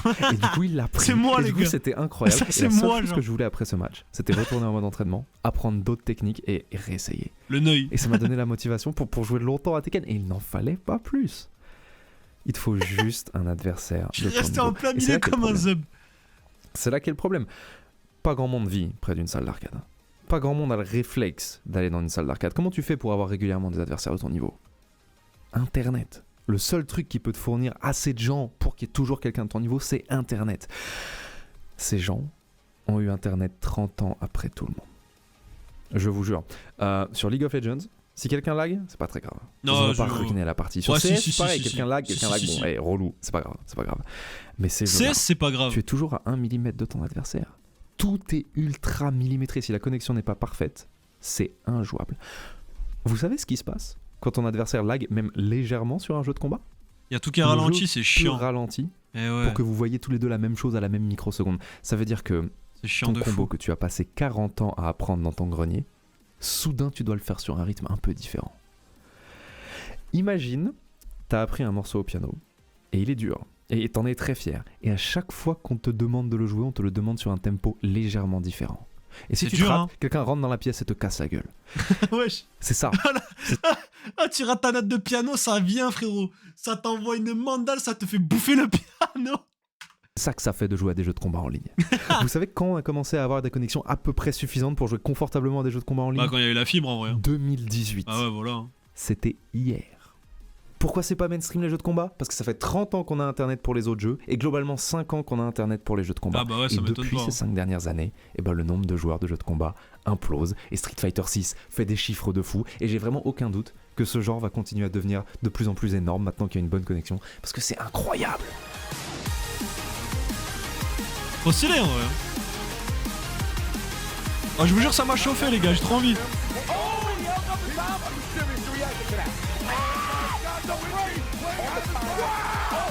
Ça s'achète Street Fighter ou quoi?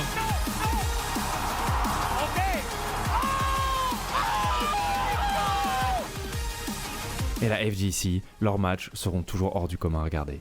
parce que ça a été pensé pour être les jeux d'arcade ultimes. Parce que quand un match d'un jeu de combat se lance, tu sais que dans 50 secondes c'est terminé, parce qu'il faut qu'un autre gosse remette une pièce dans la machine. Mais aussi tu sais qu'un milliard de trucs peuvent arriver. Rien dans la durée, tout dans la profondeur. Et tu sais aussi que tant qu'il reste un point de vie à quelqu'un, absolument tout est possible.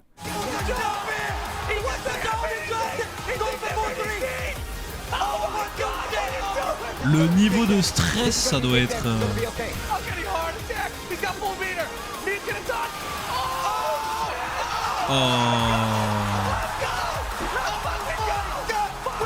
Toute cette vidéo, j'ai voulu la faire pour dire que la FGC, c'est shonen. Vous voyez c'est quoi shonen? C'est cette mentalité que tu es le personnage principal et peu importe combien de trucs on t'envoie dans la gueule, à la fin, tu gagnes. Je sais pas pourquoi les jeux de combat c'est shonen comme ça. C'est peut-être parce que ça se joue seul. T'as pas de coéquipier. T'as peut-être un club, mais t'es toujours seul dans ta compète. Peut-être que c'est le gameplay du jeu qui fait ça. Peut-être que c'est l'esprit de la FGC, je sais pas. Le fait est que c'est eux qui ont les meilleures histoires et ce n'est que des mecs qui triomphent à la dernière seconde contre le monde entier. Et c'est incroyable. Mais qu'est-ce qu'ils ont? Ils sont tous à poil à chaque fois. Et tout ça est basé sur le design de une team pour un jeu. Parce que la FGC joue à des centaines de trucs. Mais elle passe relativement facilement de l'un à l'autre parce que c'est la même formule de base depuis 35 ans et on n'y a pas vraiment touché. Ce délire de toi et moi, duel. Oh, c'est on va faire un c'est Harald de The Witcher. Celui Harald, de deux qui non, je sais plus comprend comment il s'appelle. comment pense l'autre va trouver l'ouverture. Gérald. Et là, on va voir si tu as dans les mains le combo que tu as entraîné pendant 3 ans dans ta chambre. Je pars en couille. Cette formule, elle est si addictive, elle est si incroyable. Tout le monde a voulu la faire à sa sauce. Aujourd'hui, il y a des jeux qui sont rapides. Je me suis cru dans One Piece, frère. Il y en a qui sont moches, il y en a qui sont faciles à prendre en main, il y en a il faut bac plus 48, il y en a dans un style animé, c'est ça que t'aimes, il y en a dans un style réaliste. Il y a des milliers de jeux de combat. Deb, c'est même pas c'est qui Harald. Et ils ont tous un truc unique à offrir. Mais vraiment, ils sont tous Street Fighter 2.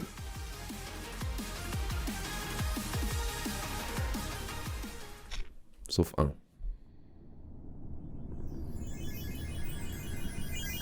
Kirby! Il y a 35 ans, au moment où tout le monde était en train de plagier Karate Champ, il y a une boîte qui ont voulu faire les mecs spéciaux et uniques et qui ont fait ok, j'ai fait un jeu de combat, mais je pense qu'au lieu de se taper dessus jusqu'à ce qu'on soit KO, on devrait se taper dessus jusqu'à ce qu'on pousse l'adversaire en dehors de la carte. Et ça s'appelle Urban Champion. Et à ce moment-là, tout le monde a dit Nintendo, ton jeu il a l'air horrible, il a l'air nul, personne veut jouer à Urban Champion, laisse-nous tranquille. Et Nintendo a fait ok, que des big vous allez voir si personne voudra jamais jouer à mes jeux où on pousse les gens dans le vide. 40 ans plus tard, on a Smash et c'est un jeu absolument incroyable, mais c'est fondamentalement différent de Street Fighter 2. Il n'y a pas les mêmes fondamentaux, il n'y a pas le même gameplay de base. Et à cause de ça, il est boudé par la FGC. Il y a plein de gens dans la FGC qui considèrent que c'est pas un vrai jeu de combat et il y a plein de tournois où il n'y a pas Smash. Alors que c'est un jeu phénoménal. Moi j'aime bien Trash Talk Smash. La vérité c'est un jeu phénoménal et surtout, une fois que tu as affaibli ton adversaire, tu ne peux terminer le combat qu'avec certains coups. Et c'est des coups qui sont difficiles à mettre, ils sont généralement plus lents que les autres et tu peux mettre un moment à réussir à caler ton smash, justement. Ce qui fait que, en termes de rythme, c'est hors du commun. Vous voyez, une partie de League of Legends, c'est... C'était qui déjà qui avait fait une vidéo sur Smash? Je me rappelle plus. Globalement, on s'ennuie et des fois, il se passe un truc. Ok, dans un jeu de combat, c'est beaucoup plus souvent intense parce que tous les rounds sont courts et intenses. Ok, Smash monte la tension à son niveau maximum, le moment où tu sais que quelqu'un peut sauter sur un Smash, et étire le moment le plus incroyable sur la durée. En termes de rythme, Smash est possiblement le jeu e-sport le plus incroyable de tous les temps, mais c'est vous dire à quel point ces gens sont attachés à la formule de Nishitani, à quel point la formule Street Fighter 2 est phénoménale, qu'ils acceptent des centaines et des centaines de jeux qui font tous la formule Street Fighter 2 d'une façon un peu différente, mais Smash, soudain c'est pas cette formule et ça ne va pas. Condamné à être éternellement au coin pour le crime de ne pas avoir l'ADN de Street Fighter 2, c'est vachement dur, c'est vachement triste, mais aussi ça montre que la formule de Street Fighter 2 est hors du commun. C'est vrai que c'est stylé quand même.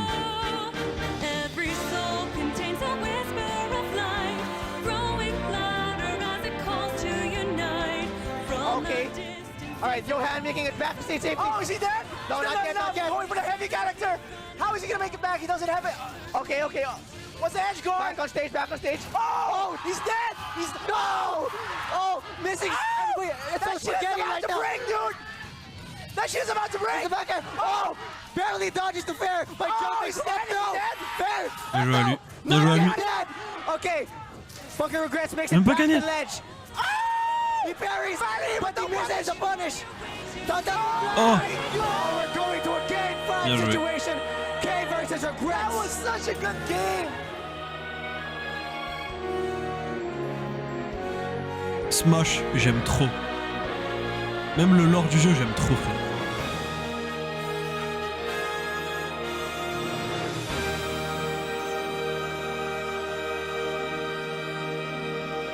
Ça, c'est Kingdom Hearts, non?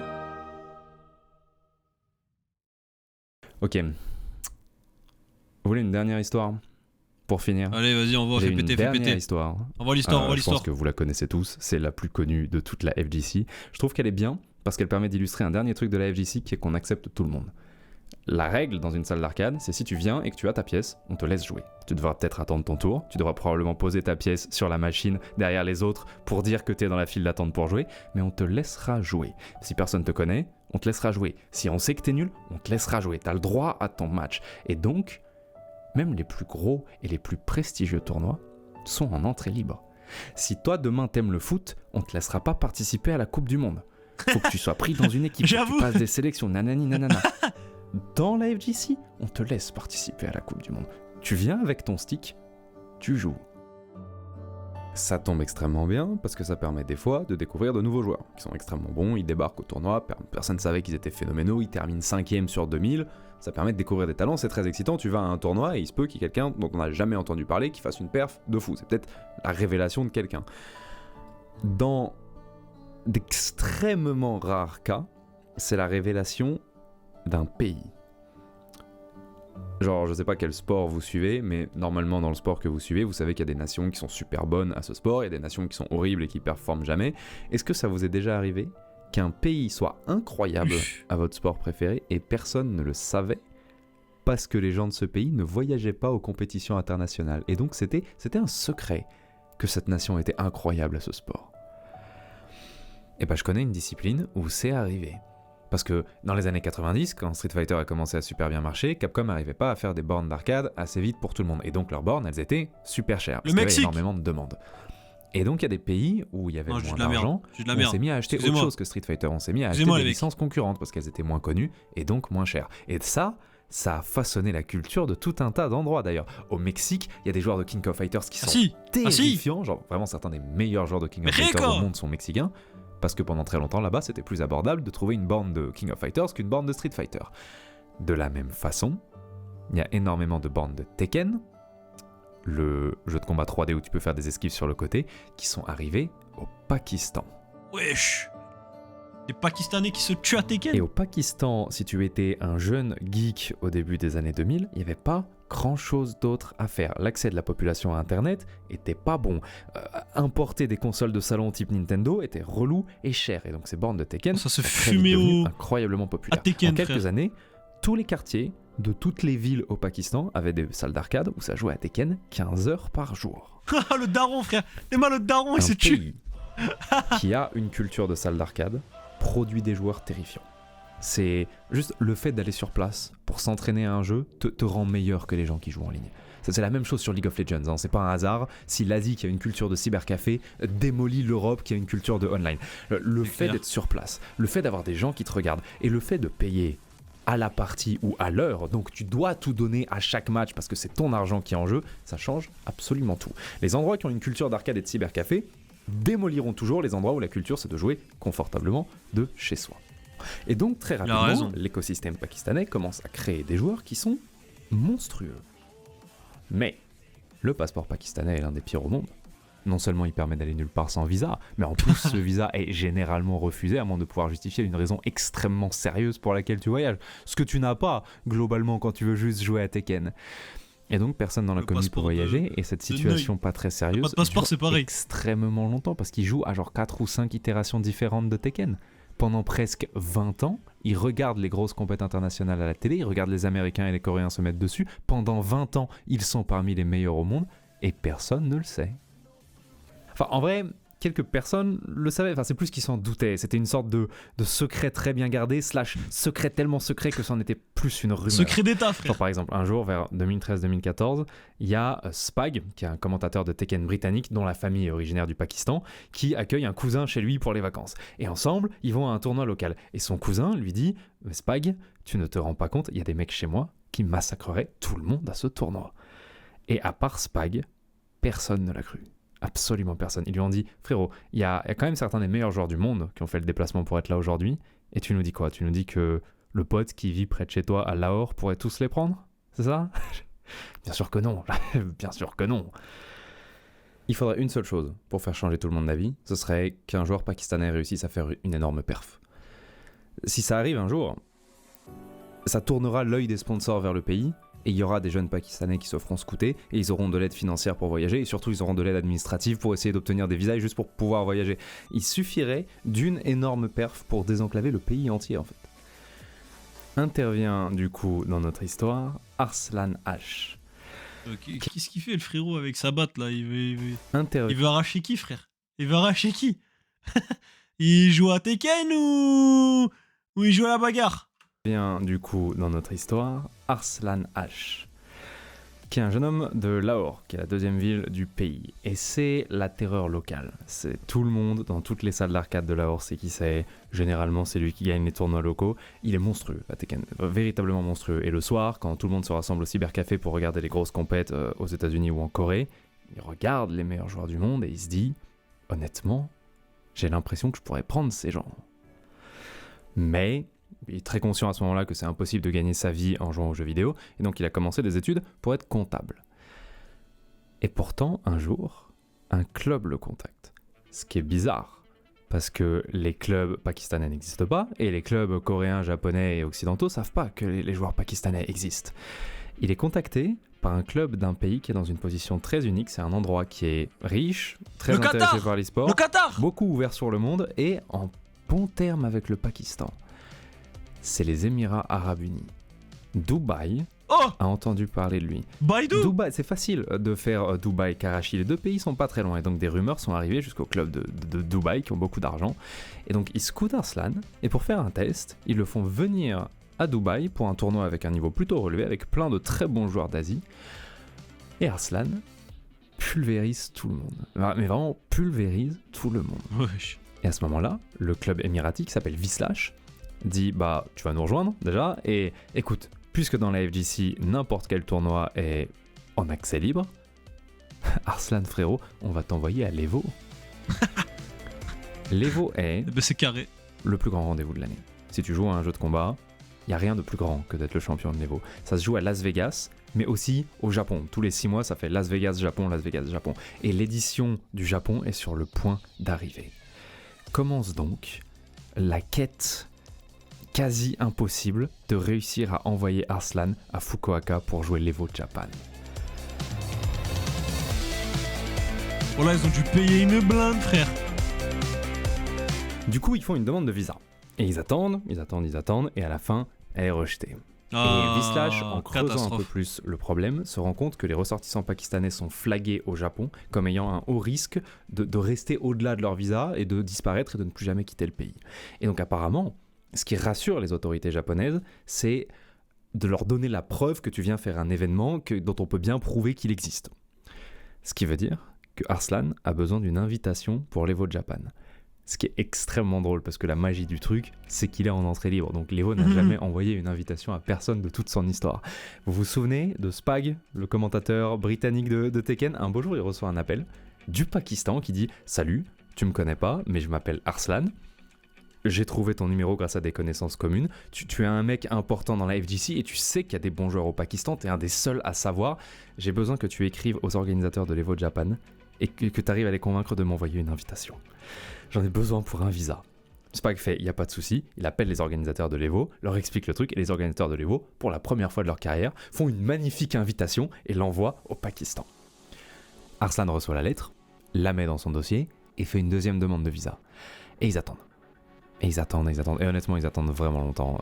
Ils finissent par penser que ça a été rejeté simplement parce qu'il n'y a pas de réponse. Et à 2 jours du début du tournoi, on leur dit « Ah, ton visa a été accepté. » Oh, le Et là, jet soudain, privé, branle-bas de frérot. combat. Oh mon dieu, Oh, le est-ce jet qu'on peut privé encore être à l'heure? en Comment est-ce qu'on y va? Qu'est-ce qu'on légende. fait? Vizsla, je fais ok, on peut encore être à l'heure, mais il y a aucun avion qui fait directement Pakistan. Allez, on voit le Japon. jet privé, Donc on va te frérot. faire un itinéraire. Tu vas faire Pakistan, Thaïlande, Thaïlande, Fukuoka, ok? Wesh. Arslan débarque à Les rats. l'aéroport, montre son billet et on lui dit où est ton papier spécial pour la Thaïlande.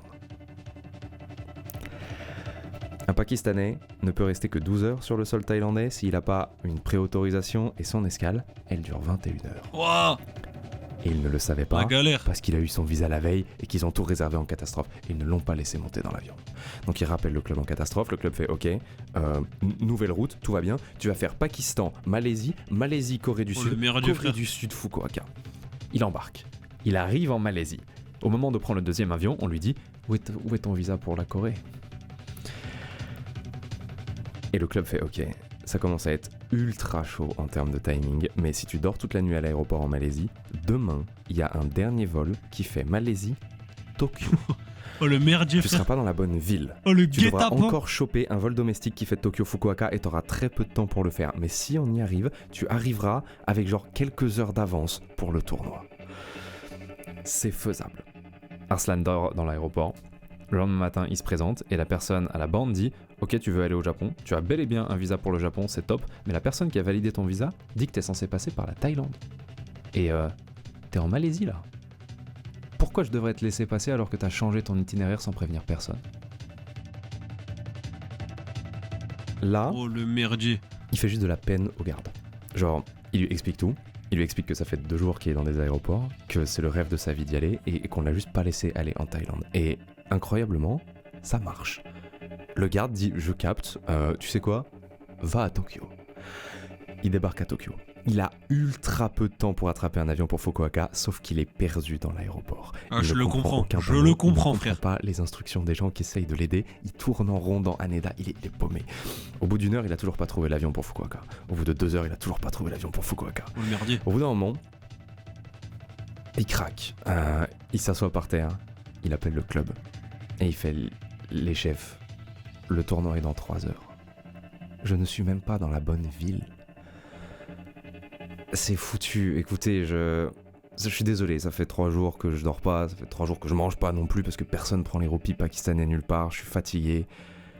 On a essayé, c'est- mais Oh, le plus gros guet-apens que j'ai vu de l'histoire, frère. c'est bon, prends-moi un billet pour rentrer chez moi. Et le club fait... C'est hors de question. Tu es dans le bon pays.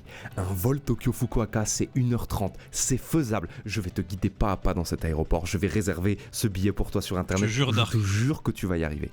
Ils l'ont guidé pas à pas au téléphone dans l'aéroport. Ils Moi, en tout cas, je me serais chié dessus à sa place. l'ont fait monter dans l'avion pour Fukuoka. Et l'aéroport de Fukuoka est au milieu de la ville, par chance. Donc pas très loin du centre des congrès. Tu peux le faire en 1 heure à pied. Et donc il court. Il est arrivé Oh, à l'Evo la Japan. merde, frère.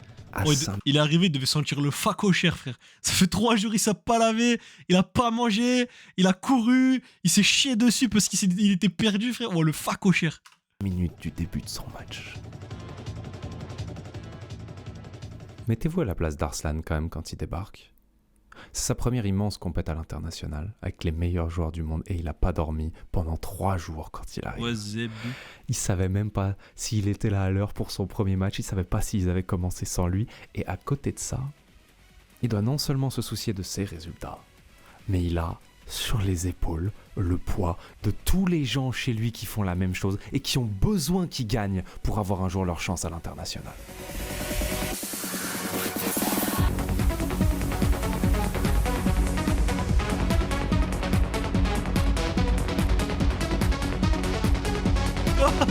Oh, fais-le. Oh, il est KO, il en peut plus, frère. Il en a marre de la vie.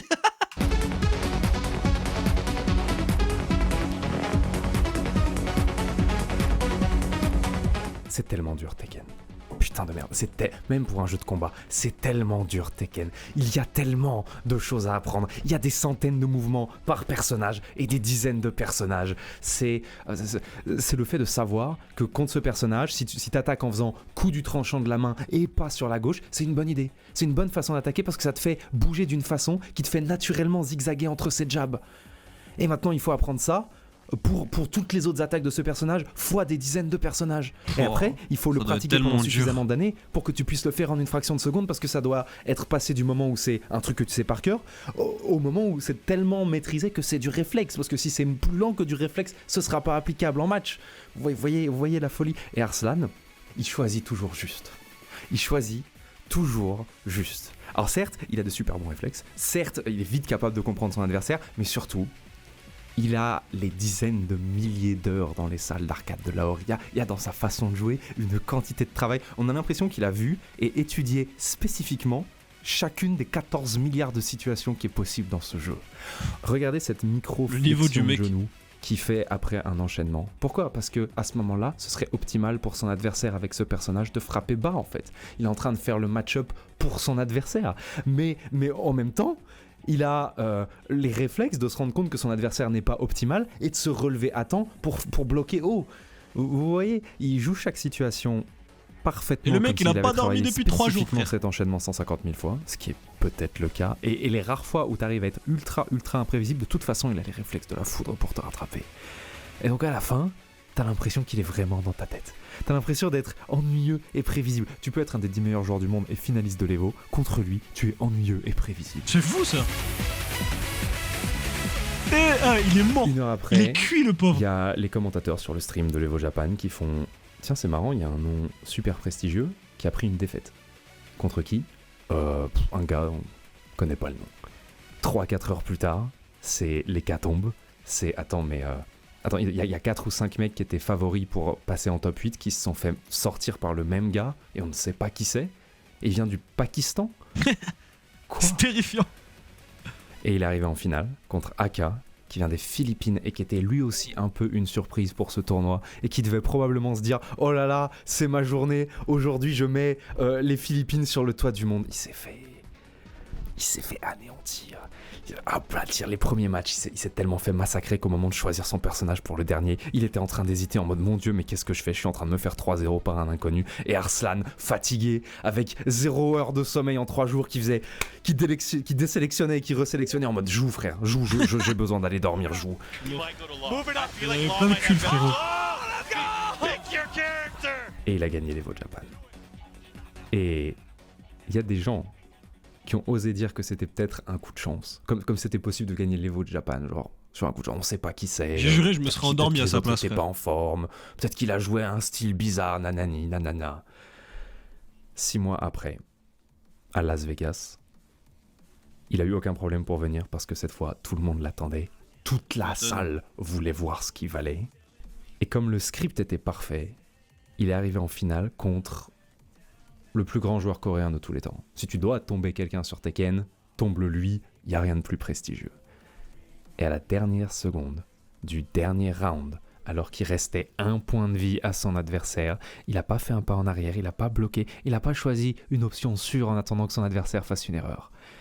Dans le plus pur style du gars qui a 30 000 heures dans le jeu et qui joue parfaitement par automatisme, il a fait l'action la plus optimale dans cet échange. Il a fait un pas sur le côté. Oh. Il est trop chaud, frère. Il est trop chaud.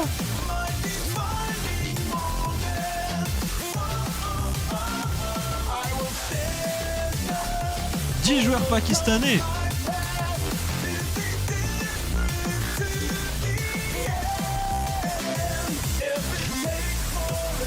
Eh ben. Ah, c'est encore Kayane, les gars.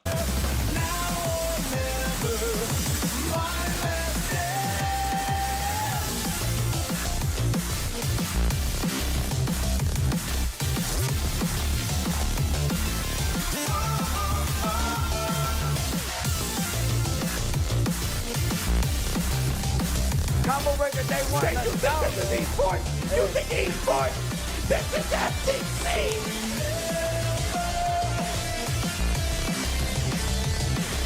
Quelle vidéo de ouf. Vraiment. The Great Review, les mecs. Non, le niveau du frérot. Le niveau du storytelling. I wanna say, fighting game is something so great.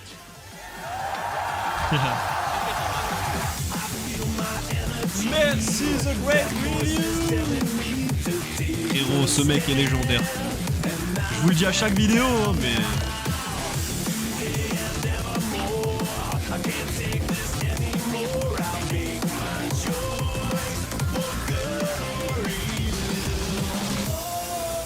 Je vous le dis à chaque vidéo, les frères, mais...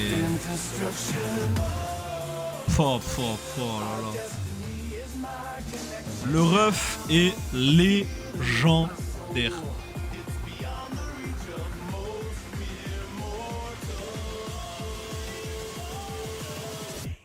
Ah ouais, je suis d'accord avec toi, Choupichon. C'est ouf, hein. Merci beaucoup, The Great Review. Honnêtement, hein, l'un des meilleurs storytellers de l'histoire. Il est trop fort, ces vidéos, elles sont géniales. C'est encore un plaisir d'y react à chaque fois. C'est exceptionnel, c'est un vrai moment de bonheur que je passe. Et c'est tellement kiffant, genre, c'est... Je vous jure, c'est fou. Hein. Et le travail de recherche qu'il fait, le travail d'investigation, c'est un truc de malade. Je sais pas si on se rend compte à quel point le mec doit travailler pour faire 1h40 de vidéo. Et les archives et tout qu'il arrive à trouver, parce que mine de rien, trouver des archives de cette époque et tout ça, c'est pas chose facile. Hein. Et il doit contacter tellement de personnes, je pense. C'est ouf. C'est ouf. Honnêtement... Grande légende, hein. Grande légende. The Great Review, vraiment, quelle légende de malade. Merci beaucoup, frérot. Merci pour les travaux. Merci pour les travaux. Tout ce que j'ai à dire. Ça fait 6 mois qu'il avait pas sorti une vidéo, mais honnêtement, ça valait le coup, hein. Ça valait le coup. Hein. J'adore comment il te transmet les émotions des gens dont il parle. Tu vis sa vidéo, c'est dingue. Je suis tout à fait d'accord. Ça, je kiffe. Et en plus, même... genre cette façon de mettre du suspense et en même temps au moment où c'est légendaire, tu vois, genre d'enchaîner et tout, enfin c'est incroyable. Et genre il arrive à rendre tout intéressant, tu vois. Bon, moi c'est quand même quelque chose que j'aime énormément, l'histoire des jeux vidéo et l'histoire de comment c'est arrivé jusqu'à nous aujourd'hui. C'est quelque chose qui me passionne beaucoup, alors là le fait qu'il l'ait fait, c'est exceptionnel. J'adore, je suis tellement dedans, genre j'aime trop, frère. Il a pas fait une vidéo sur Apex? Peut-être, je me rappelle plus. Je me rappelle plus, je suis désolé. Tenka qui sevre les Boruto addicts, j'aime bien. Ça va, ça vous a plu la vidéo? Vous avez kiffé ou pas? Ça vous a appris des trucs et tout? Est-ce que vous avez bien aimé? Au début de la vidéo, il y avait une frame sur un jeu avec un renard, tu as dit je connais pas, bah il a fait une vidéo dessus, elle est masterclass. Ouais, peut-être que je l'ai regardé il y a très longtemps, je me rappelle plus. Tu sais, moi je perds vite la mémoire, hein, alors... de fou, oui. En vrai, j'étais full lurk. Ah, franchement, moi je me suis régalé. YouTube, j'espère que ça vous plaira, les amis. Hein, parce que du coup, bien évidemment, ça sera sur YouTube. Je le publierai demain, je pense. Mais c'était trop bien. C'était surtout impressionnant de skill et de story. Ah, mais grave. Hein. The Great Review, vraiment, mais... légende parmi les légendes. Hein. Allez hop.